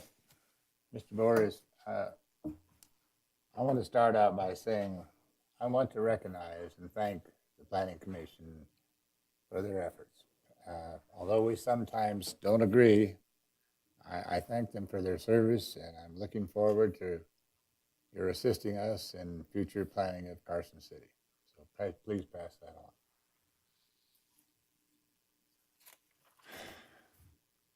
We've been inundated with a lot of reasons, pro and con, why we shouldn't have the slaughterhouse. There's one thing that hasn't really been brought out is the quality of life, what we're striving to do for Carson City, in my opinion, what we're striving to do for Carson City. Stan, can you pull your microphone closer? Thank you so much. All right, I'm sorry. And I want to start out by reading an excerpt from the Supreme Court decision that was rendered recently. It It said they expressed one or more following concerns: noise, odors, wastewater disposal, bugs and pests, loss of property value, historical clouding of the area, and air quality. I believe if this was appealed to the Carson City appealed to the Supreme Court, we would get the same rendering. If you can, now you're leaning against. Oh, I'm sorry.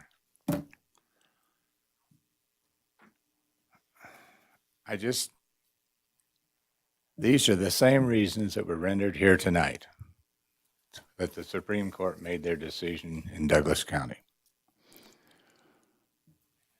For several years, we've had a continuous effort to improve the image of Carson City, the quality of life, enhance tourism, etc.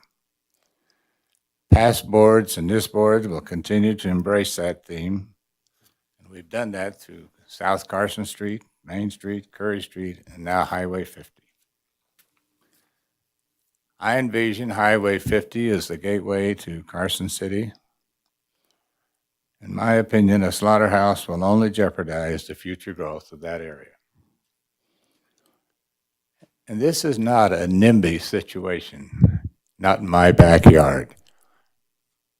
Those situations occur when a half dozen neighbors don't want a road put in, a stop sign, or a subdivision next to them.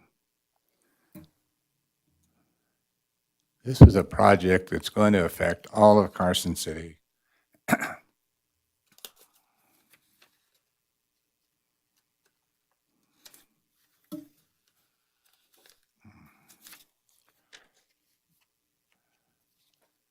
And I think it's a situation that public opinion deserves to be heard and listened to. My friend Guy Farmer recently wrote, "Homeowners have every right to defend their property and their quality of life." So I think you all know where I stand. I would vote no for this. Thank you. Supervisor Giomi, you had your hand up next.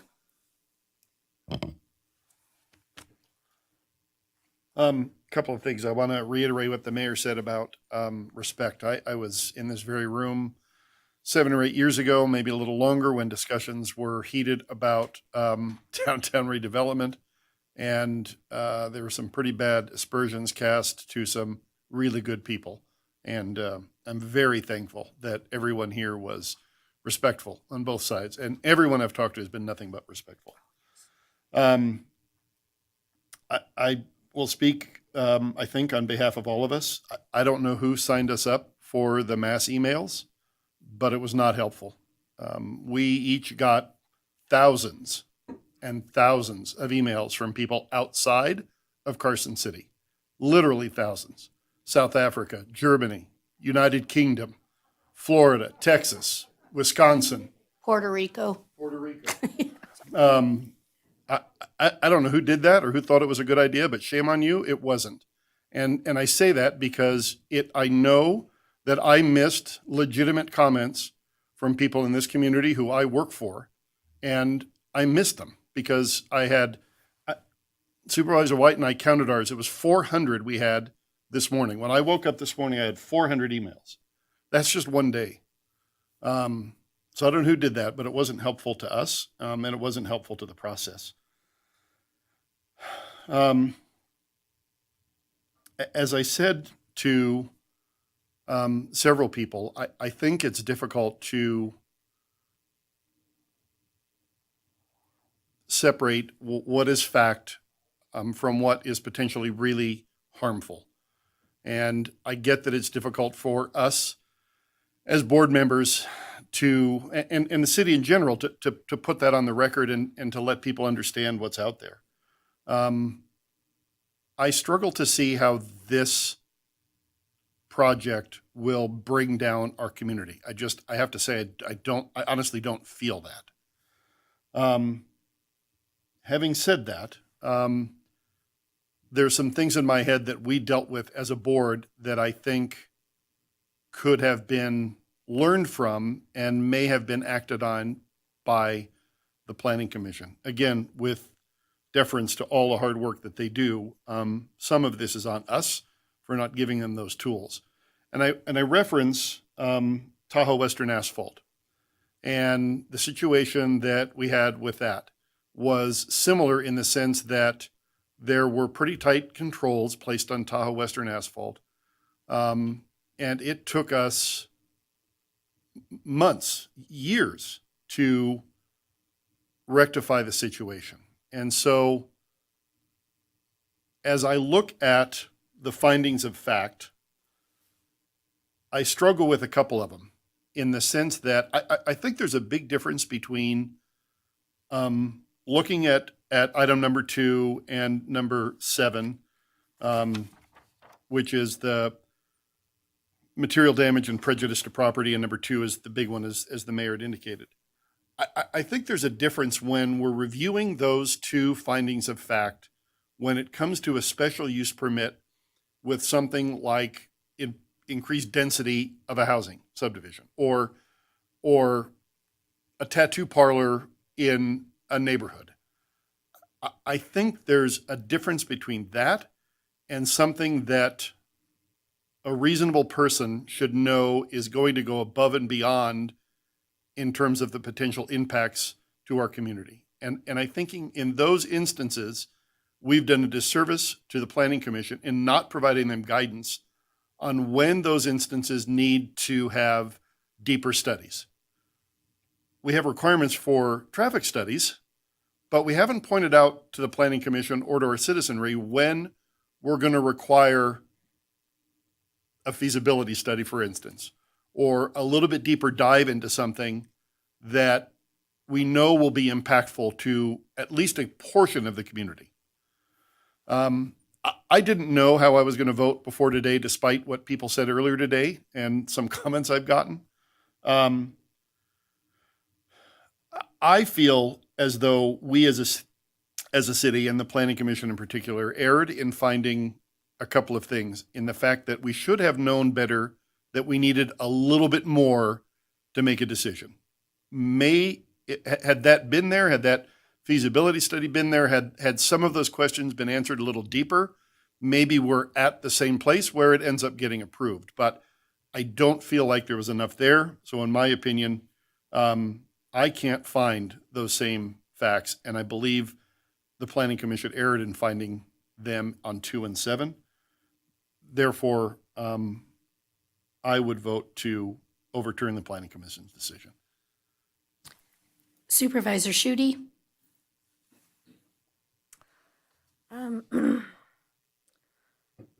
Very well said. This has just been an incredibly difficult process, and I've learned more about harvesting and all of that than I ever thought I would learn or care to know, but I actually am also grateful for the processes that are in place for humane harvesting. But I'm going through the different findings. Finding 1 will be consistent with the master plan elements, and those elements, the spirit of community.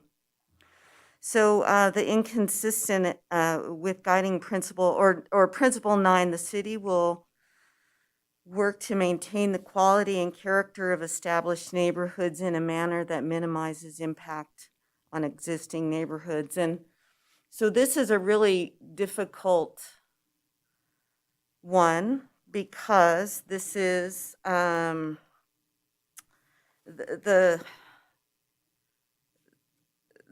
zoning, the GI zoning, but it's also mixed use. But the reality is there are existing neighborhoods and established neighborhoods, and while they're small and while they're in a mixed use area, and while it's not a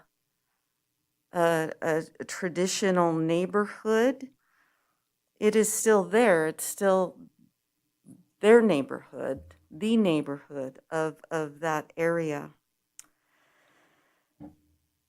And so the concerns brought up by the surrounding existing neighborhoods as well as throughout the community concerning this proposed location highlights the validity of the impact that this project is having. Number two, the finding two will not be detrimental to the use, peaceful enjoyment, economic value, or development of surrounding properties or the general neighborhood and will cause no objectionable noise, vibrations, fumes, odors, dust, glare, or physical activity. The livable neighborhood, so while the property is zoned general industrial, there are, as I just said, established neighborhoods. And as Supervisor Giomi mentioned, you know, the studies that, again, I also so support the Planning Commission and so appreciate the attention to detail as I really appreciate community development and the job of staff. You know, they work really hard to make sure conditions are met. But there are those variables that have real life consequences to communities, that even those ways we mitigate, we cannot guarantee that those mitigations will work. And then in the meantime, the harm has been done, or the community is feeling frustrated that while it's a community and we have a master plan, it's not really a community because we're, you know, so it's that balance, and there's no right answer because there's also many people who really want this. Finding 6 will not be detrimental to the public health, safety, convenience, and welfare. So on this one, as the report given to the Planning Commission, or in the report, there is an area on site that appears to be a wetland. This area generally follows a natural drainage which is within the FEMA floodway. While the report goes on to say that the project itself is outside the FEMA floodway, I'm concerned that in the event of a flood, the impact will be greater due to live animals potentially being on site. Without the wetlands delineation report prior to approval, and if appropriate, the EPA, it's difficult to say finding 6 was met. There is a suitable site out there, and I absolutely support farm to table. I support humane handling. I so appreciate this effort to really know where food comes from and to be mindful of it and respectful. But I feel like we're making the project itself needs to fit the area. The area doesn't need to fit the project. I know there's a better area out there. So I will be voting to uphold the appeals. Supervisor White? Thank you. Oh, where to begin? Me neither. First, I just want to say that this whole process is inherently unfriendly to the people that want to participate. Specifically, being restricted to 3 minutes during public comment really does not allow the public to deliver a fully constructed thought when it comes to this kind of a situation. Ms. Verivi, I think, made a very good comment tonight that this process has no effect because it is so difficult for the general public, not lawyers, to work their way through it. And I think that's pointed out if you read the memo from Mr. Reese, where he points out that much of the guidance that we need is either vague, ambiguous, or absent. So I would make a plea to these folks, group yourselves, and work with staff to make this better, because we are in the process of rebuilding Title 18. You've worked through this. You know where the difficulties were. You know where you got stuck on a roadblock and couldn't get anywhere else. So work with the city to make this better. Considering Mr. Reese's memo, I have to ask, did the Planning Commission err? No, they did not. In fact, the Planning Commission followed the same procedures in this hearing of 12/15/2021 as is their customary course of action in these types of hearings. To say that they erred would impugn staff and the Planning Commission as being comprised of people without a reasonable mind, capable of accepting adequate evidence to support a conclusion. On the idea that the public was ignored, I really don't know how many hours I have into this. I will tell you, I sat in on the first hearing. I watched the second hearing on TV. I have watched that second hearing 3 times, and I have reviewed it multiple times to pick out where these appeals were right or wrong. I will tell you that staff spent 40 minutes and 30 seconds deliberating, opining, collaborating, and crafting language to address the concerns that they heard in the hearings.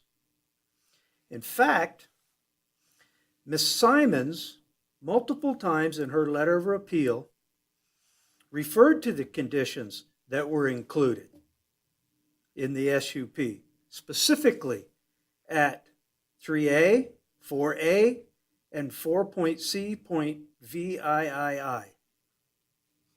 In fact, the Verivi-Butner appeal spends its entire 3rd paragraph expressing gratitude to the care and attention from staff and the Planning Commission regarding this SUP. Planning Commission did not abuse its authority or discretion. To the idea that Carson City has moved past slaughterhouses. Nonsense. Right now, today, on Sage Street, there's a sausage factory. Works every day. What they do is part of what this plant is proposing to do. That sausage factory is 293 feet west of a trailer park. The sausage factory has another trailer park 333 feet to the north. Butler Meats. Did you know that Butler Meats operates this facility at 3579 Highway 50 East? It's 450 feet from that trailer park.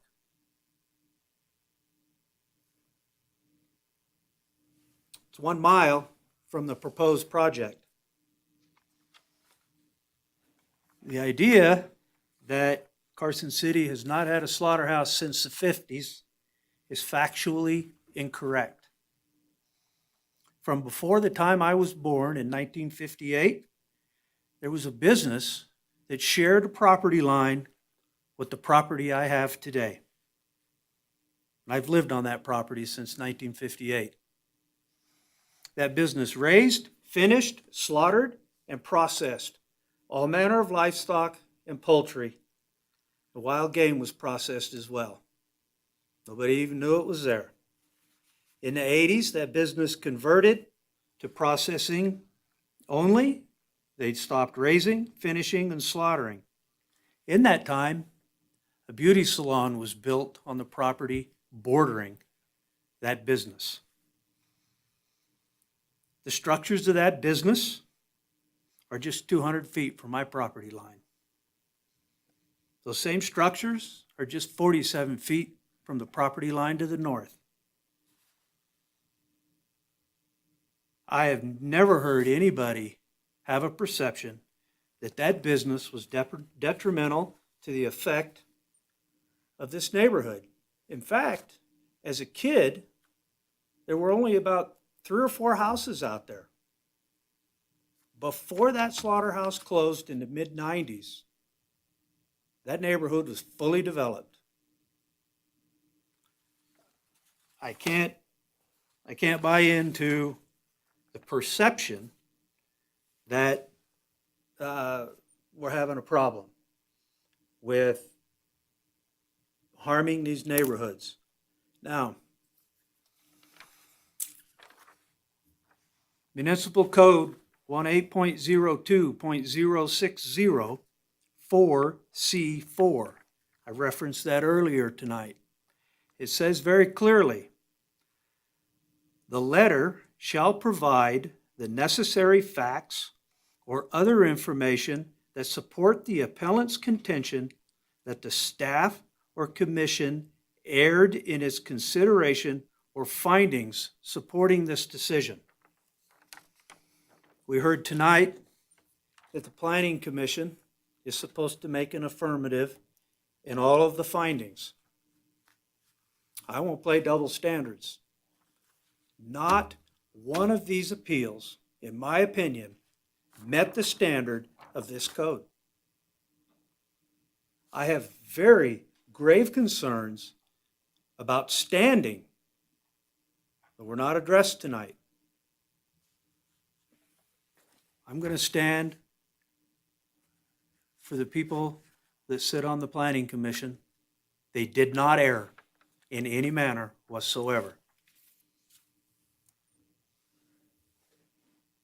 Okay, guess that means it's my turn. So I am going to agree with Mr. White. The issues before us and my job in this role tonight is to determine whether or not the Planning Commission erred or abused their discretion. The answer is no. They reviewed all of the documents that you submitted. They weighed them. They made the decision that the preponderance of evidence was not in the favor of the appellant. It was in the favor of where the Planning Commission thought the applicant had met the rules. Staff followed the rules. The applicant followed the rules.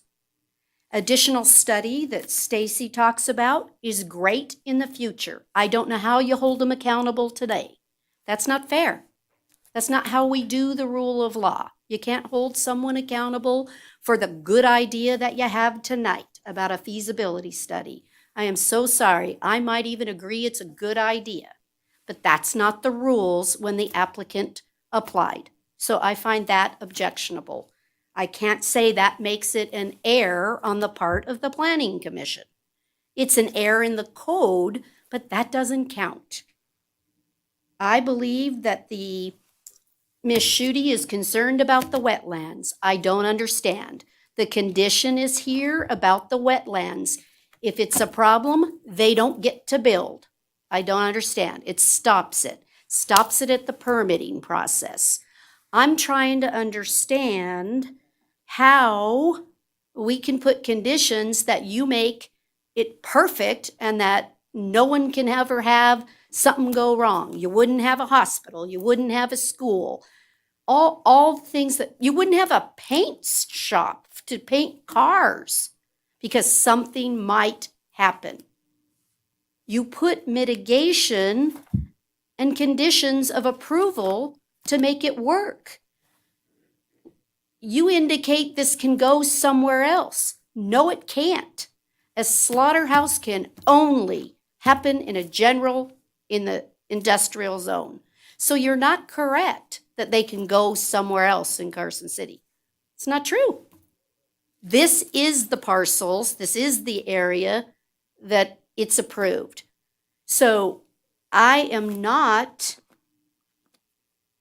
unsympathetic to the individuals and to the appellants. I am not. I get that you're concerned. With all of my heart, I know this. I do. I've known many of you for many, many years. I trust in you, I believe in you, and I care about you. But that's not our job. Stan, you're trying to say that I get to look at it and say Highway 50 and this is a new corridor. There's nothing on that picture that was showed to us that is offensive, that would not bring beauty to it or when people drive by.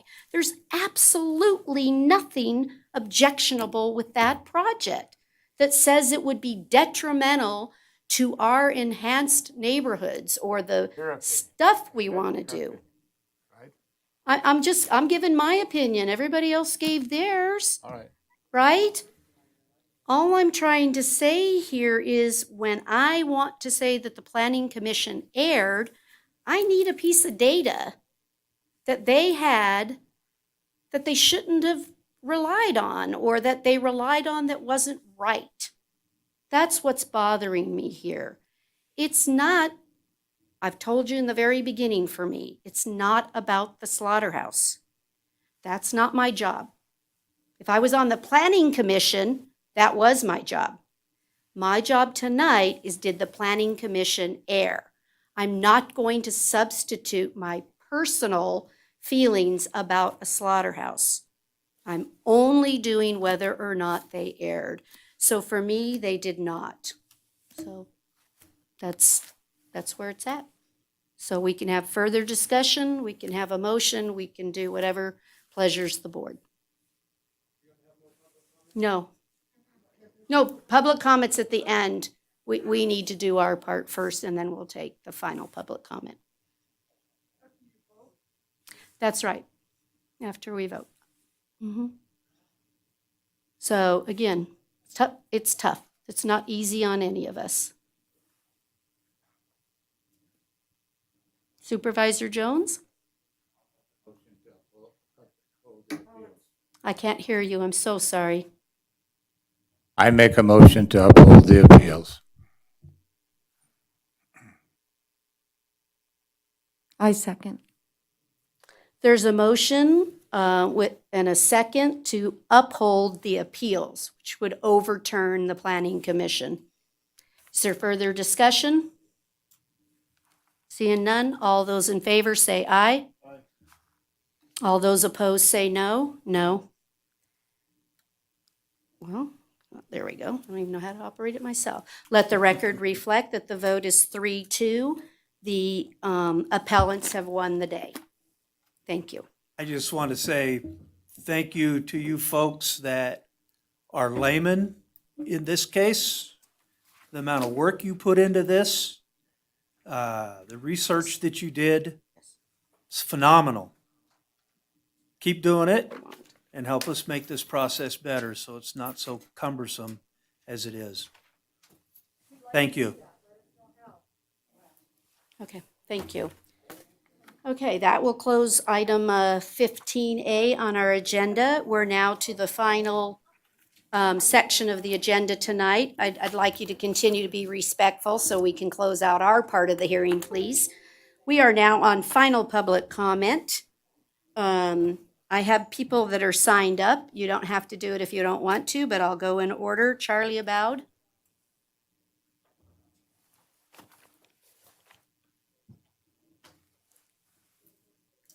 Good evening, Charlie.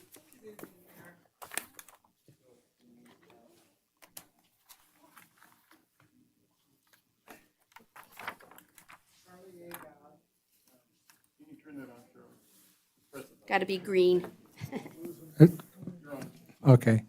Charlie Abowd, former co-owner of Adele's Carson City, retired happily and recovering. There we go. Now, I've watched a lot of Board of Supervisors meetings in my day. I never heard public comment after a vote, because it kind of is counterproductive. Oh, we had public comment this morning on it. I'm Oh, sorry. I We did. totally misunderstood Okay. that. I think We did have the way I public read that in the paper was, I did read the fact that there was public comment this morning. Yeah. But if you didn't come to that, you had a 5 o'clock public comment. If you read that, it says public comment at 5 o'clock. But nonetheless, Okay, sorry. I do want to say that nobody in this room, for or against, can question our family's commitment to Carson City more than us. We lived it. We walked it. Okay? Part of that commitment was loving the community.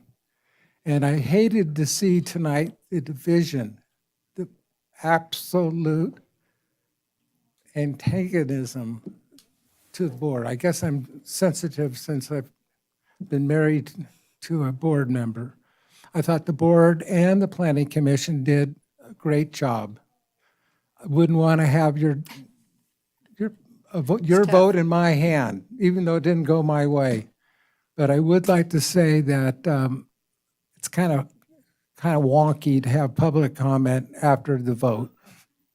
Okay, and that's something you may want to look at too. Thank you. Thank you, everybody. Thank you. And I do want to say, doing business with Mike Holcomb, well, now we've been out of it about 15 years. He was a first-class operator. Thank you. Next, if you would like to, is Peter, I'm not sure if it's Bader. Sorry. Okay, sorry. I have bad handwriting too, so it's like, uh-oh.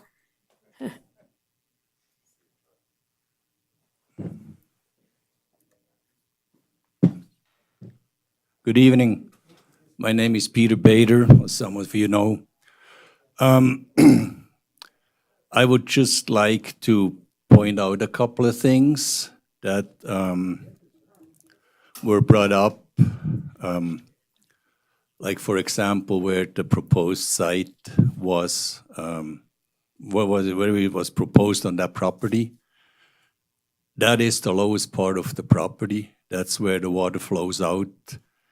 There's two contributaries to this property, one from Highway 50 and one from the north. And that is actually the lowest part of that property. If they would have proposed it on Akron and Brick Road, that would be the higher part of it. So in that case, I think the Planning Commission maybe saw that. I went down there a couple of times. It's in my neighborhood. And the other thing I'd like to point out is this point in your findings that says that it will not be detrimental to my property. If you, Madam Mayor, right now can guarantee me that after this would have been built, my property would not last 10 or 20%. Our property is not just mine, our whole neighborhood. I would say, okay, I can go with it. But can you do that? There's no guarantees of anything in life, but I will tell you now that this is over, I do live next to one that you all have overlooked that sits on the road I live on. So, absolutely.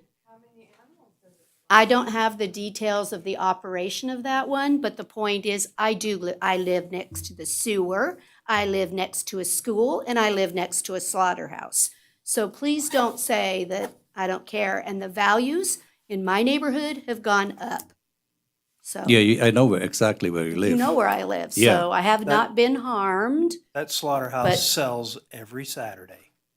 Anyway, There so is no I slaughterhouse kept it down quiet, right? Did I not? I played by all the rules. You It would have been new evidence. I didn't You were do it. talking about the rancher selling But selling anyway, the meat further excuse down me, the your street. 3 minutes has All right. expired. All So right. thank you, though. Yeah, you're welcome. I appreciate it. Next on our list is Charles Mann.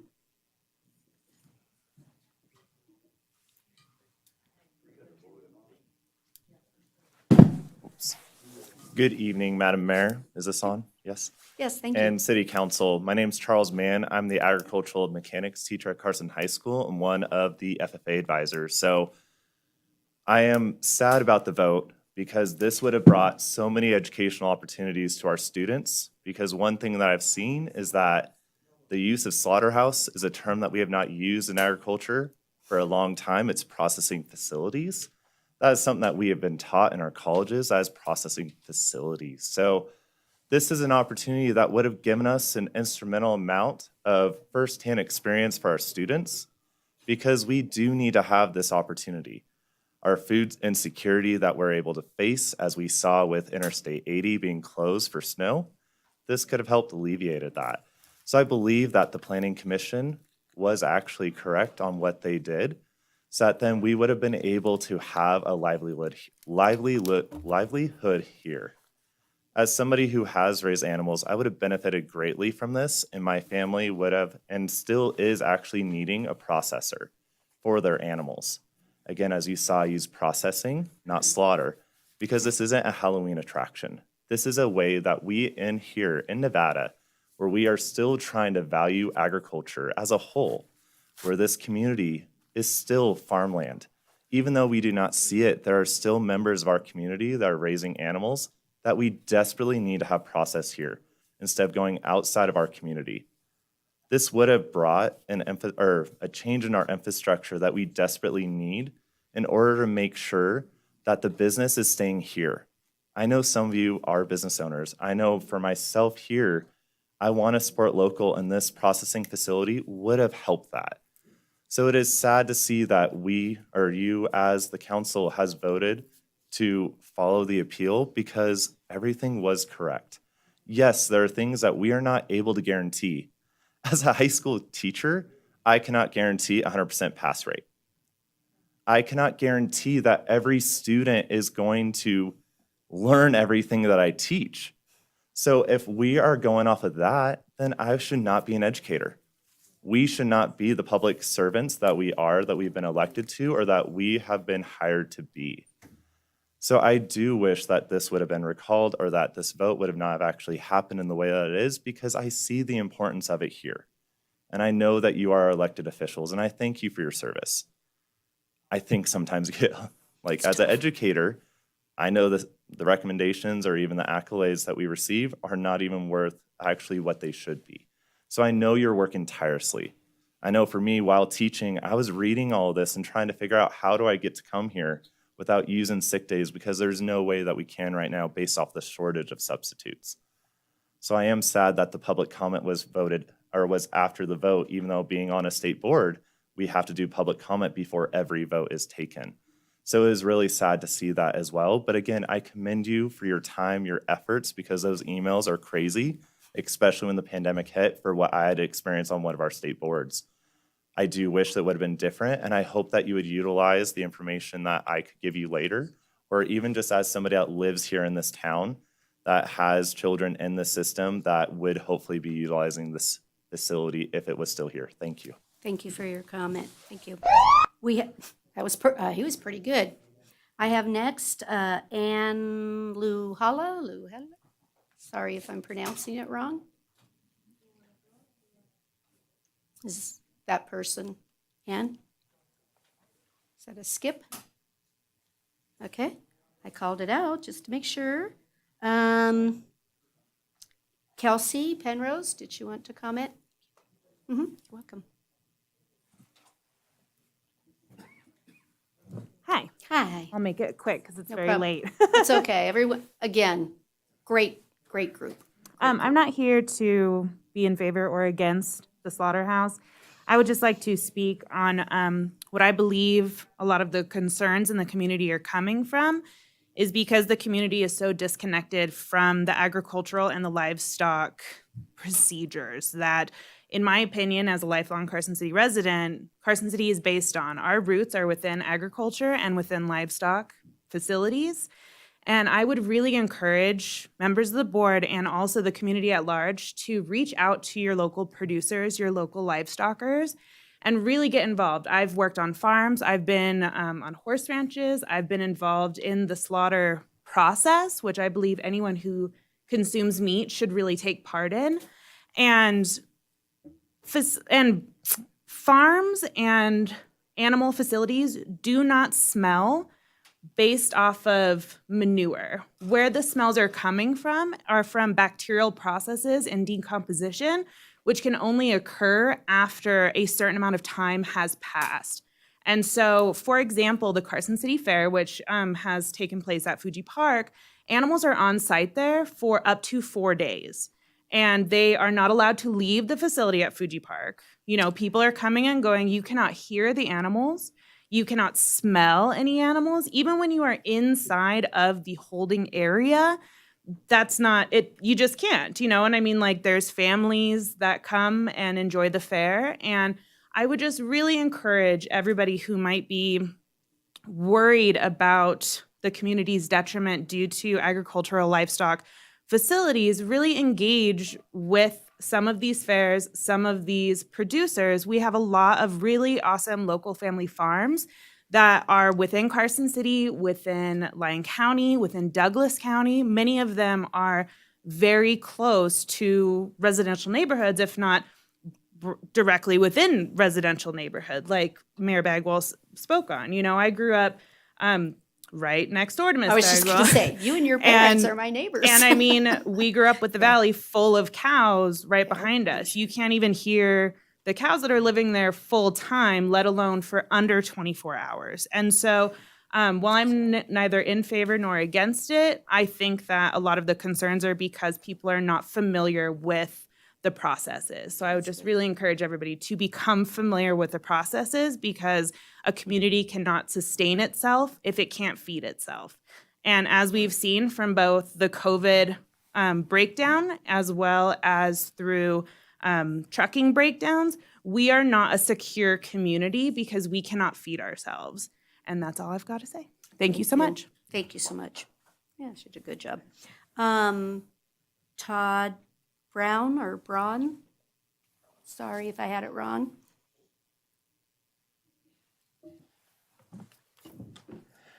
I just wanted to kind of follow up with what the lady in front of me said. There was a lot of talk about green space tonight. Everybody wants green space. Well, guess what?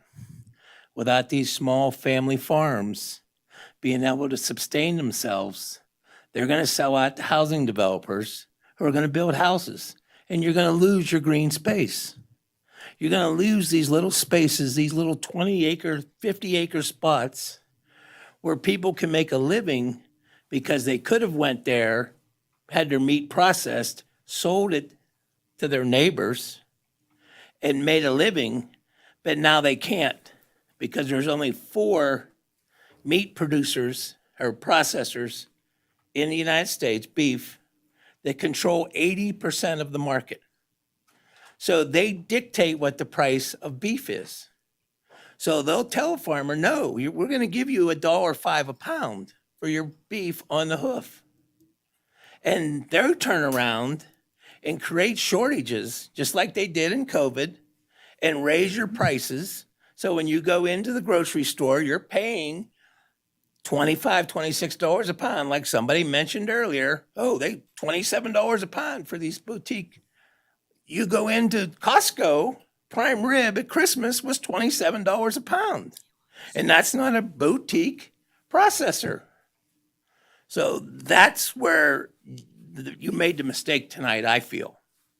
So I'm a little bit upset about it because I want to see that. I'm not a Carson resident. I live in Reno. But the reason I come to Carson is I come down here because I purchase stuff from people that own their businesses. I don't go to big box stores every day. Last summer, my family went on a vacation. Everybody talks about tourism. Our family went on vacation last year, and we ate. Every place we ate was a small family-owned business. That's the growing tourism. And that's what, by this vote tonight, you've kind of starting to eliminate, because the small family businesses, if there's a problem, you call the owner. If it's not, if it's a big box store, or big corporation, you call some 800 number and somebody halfway around the world that may or may not even be able to understand is going to answer the phone, and they're going to, oh yeah, well, I'll put that in, I'll log it. And maybe a month or so later, you're going to get a message from them or an email or a letter saying, oh, we're sorry about your inconvenience. So thank you for your time. Thank you so much. John Uhart, did you want to comment?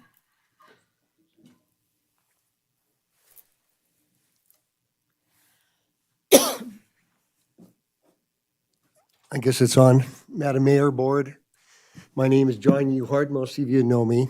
I'm a third generation born and raised Carson City. My great uncle came here in 1886, and we are ranchers. And I still raise cattle in this community. I'm a little disappointed in the vote tonight. I appreciate everyone's opinions. I'm also a 42-year commercial real estate broker in this community. And I brought dozens and dozens of companies to this community over the years, and have been in front of planning commission boards over those years in Carson. And I have to say, I've always appreciated and liked what the work that they've done in any project. There were no zoning changes. Some needed special use permits. Some needed zone changes. And whether or not they got approved, the planning, the staff has always been in tune. And I want to say I'm a little disappointed because I was the broker involved in this. I looked everywhere for the proper property that was zoned for this facility. And I've gone to other facilities. Mike Holcomb is a gem. And the zoning, the land ordinance, master plan, which I've been involved in some of that over time too, in adopting some of that, or at least saying what I think as a resident of Carson. I raised my family here. And I'm a little disappointed because staff spends so many hours in it, and it's zoned properly. It's a good location for it. And the disapproval is a little disheartening for me on the time that we've spent on this project. But thank you for all your hard work. Continue. And the agricultural community, my family settled here for agricultural, and it really needs to be looked at. There's a lot of FAA young kids involved, Future Farmers of America, and they need a place to go, and they need to go somewhere. Wolfpack Meats is 1 year out if you want to take a beef or a lamb there to butcher. It's a big deal. So a lot of this happens backdoor, nobody knows, and that's what's going to continue to happen unless there's something approved somewhere for this kind of facility. Thank you very much. Thank you. Fritz Richards?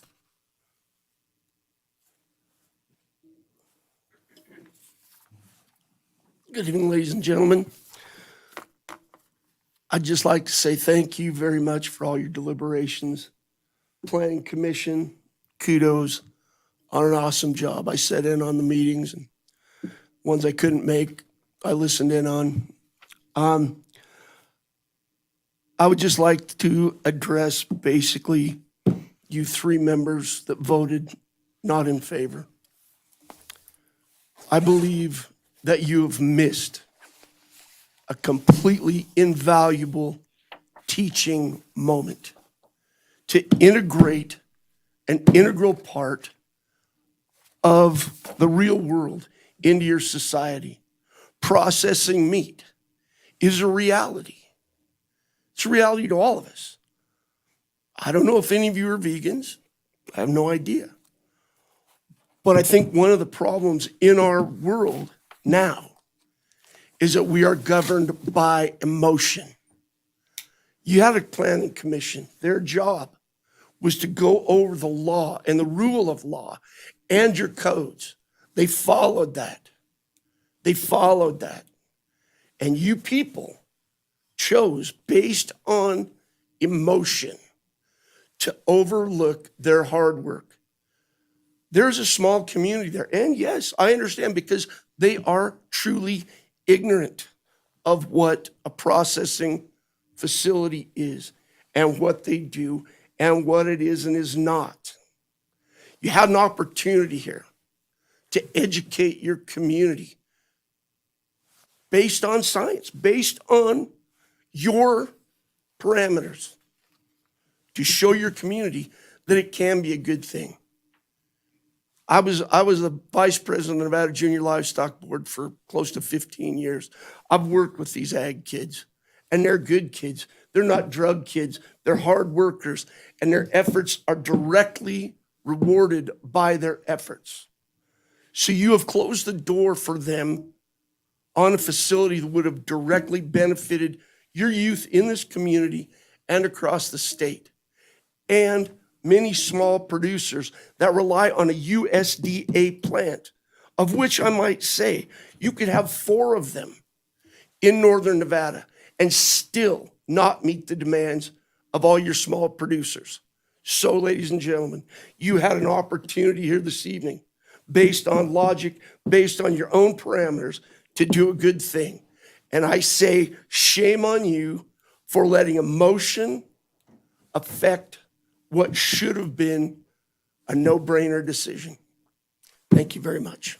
Thank you.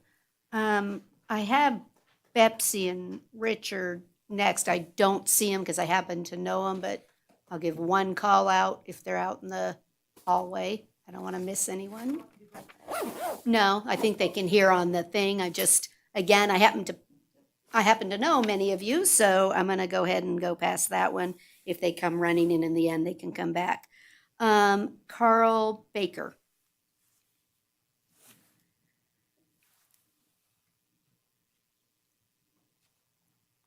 Good evening. Hi, guys. Hi. My name is Carl Baker. My family has a cow-calf hay operation on the east slope of the Sierra Nevada, not too far from here. I want to say thank you, Supervisor White, and I want to say thank you, Mayor Bagwell, because you guys did what you were supposed to do tonight, which was make a judgment on whether planning didn't do their job.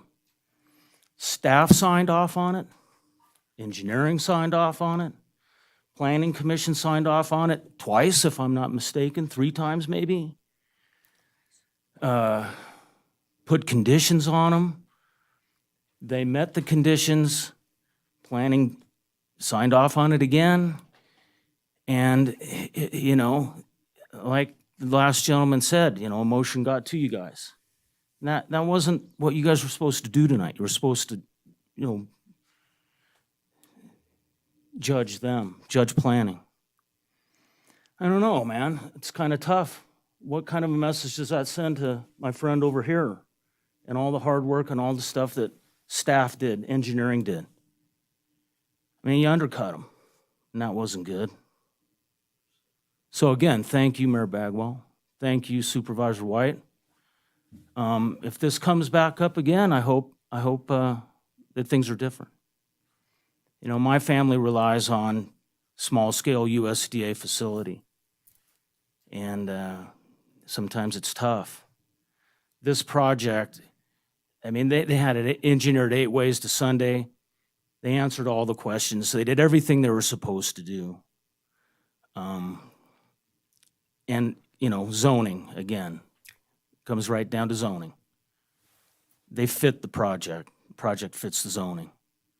So, you know, next time around, I just hope you guys really reconsider and, you know, give it a little more thought and fact and not emotion.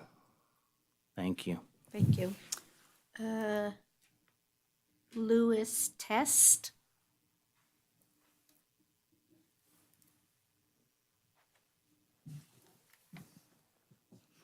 Madam Mayor and the rest of the supervisors, I'm not going to sit here and repeat what has been said.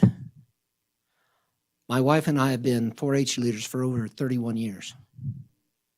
And we've raised a lot of kids. They learn responsibility through 4-H. And one of the problems that we always run into is the processing of our animals afterwards. after we have the NJLS show. One of the facts that was brought up earlier, you have a show here in Carson City with animals that sit out there for 4 days, right next to some of your biggest commercial operations that you have in the valley. And that doesn't seem to have any effect on their ability to sell their property and sell their products. One of the people that your county uses right now is Ted Borda. And what does he do? He runs his sheep across that mountain for fire protection. But you know what he has to do in order to get his sheep processed? He has to send them down to Dixon, California, because we don't have the availability of a processing plant here in the area. His family's been here for over 100 years. Getting to the legal aspects, the points that were made by your planning commission are very true. A special use permit requires the proper zoning to begin with. They had the proper zoning. A special use permit is to satisfy that the operations are consistent with the area, and if there are problems that they aren't consistent, you bring up conditions to make sure that you can meet all those findings. And that's what they did. There's no question about the fact, in my mind, based upon what I heard from your planning staff and from the other people that have spoke earlier, these conditions were made. And these conditions took care of all the concerns in order to make it pass. I wouldn't want to be the chief deputy attorney if somebody were to appeal this, because I don't think there's been anything that has been presented to this board that would allow you to say that they did not do their job. So I'm going to make a proposal to the 3 people that didn't vote in favor of this. First of all, it's my understanding that if a person that voted in favor of the action, they can ask for reconsideration. And based upon the testimony that you just heard, I would ask that one of you 3 reconsider your position and ask for a reconsideration on this matter. And I'd hope that the comments that have been made up to this point will be incorporated into the record. Absolutely. All public comments are always entered into the record. Thank you. So how about I go with Mr. Phelps? Brian, is it a Brian? Probably, maybe left. Just going one more time. Brian Phelps? I think it's Brian. Okay. I don't see anyone else on the list, so just excuse me, Denny, I will get to you. Is there anyone on the phone for final public comment? There are no callers on the line at this time. Thank you. Denny, I'm assuming that means you would like to come up.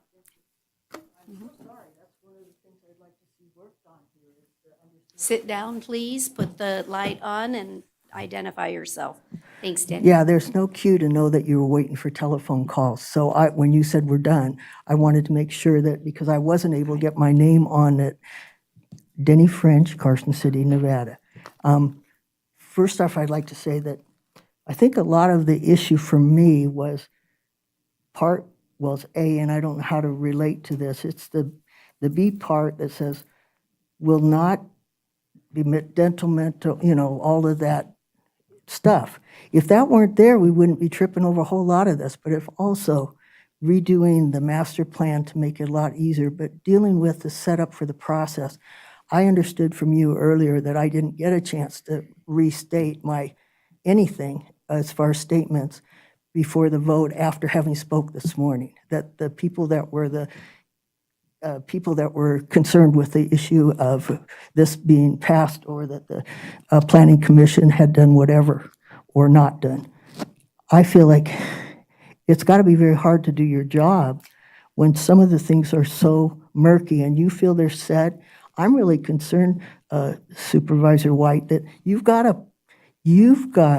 a butcher nearby, but the 4-H don't seem to know about it, and you have a butcher or a slaughterhouse near you. He only does his own animals, just Well, because of well, what they talked about. Right, but then that's They a little don't have room different. to See, so take my thing is, if we could all get together and help them find a proper location, most of the arguments were not against a slaughterhouse, weren't saying, oh, we're too good for this in Carson. I don't believe that was the intent of anybody that I heard suggestion. They were saying, great, not right location. And so if you took out, if didn't include any bother to me and make me nervous or have me uncomfortable or mess up my property value, out of here. Get it out of here. Because that is the thing that had me saying, not only that I didn't feel it was right terrain or all the other things, but that had me stuck. Because those people are very sincere in their concerns, and none of us could really say it with confidence it wouldn't do those things to them. Even the planning commission, commissioners themselves, they would do their best to mitigate them, but there's no for sure's. I feel very sorry that the system makes it so hard that most of us won't even venture to come in because just so boggled by it. We can't read what you've read, but there's no interaction, so we don't know that till afterwards, and then you feel like, well, we're not being nice to you because we're frustrated. We can't know what you've read because we can't interact. In this sort of facility, you're able to listen to me and give me a nod or, your time's up. He understood that one. But I finally figured that out. I was ready to leave the building because it was an alarm. Thank you, Denny. I think I saw an additional gentleman raise his hand.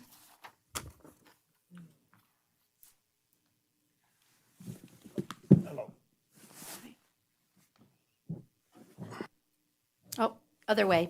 Turn it green. Press it one more time. There you go. Okay.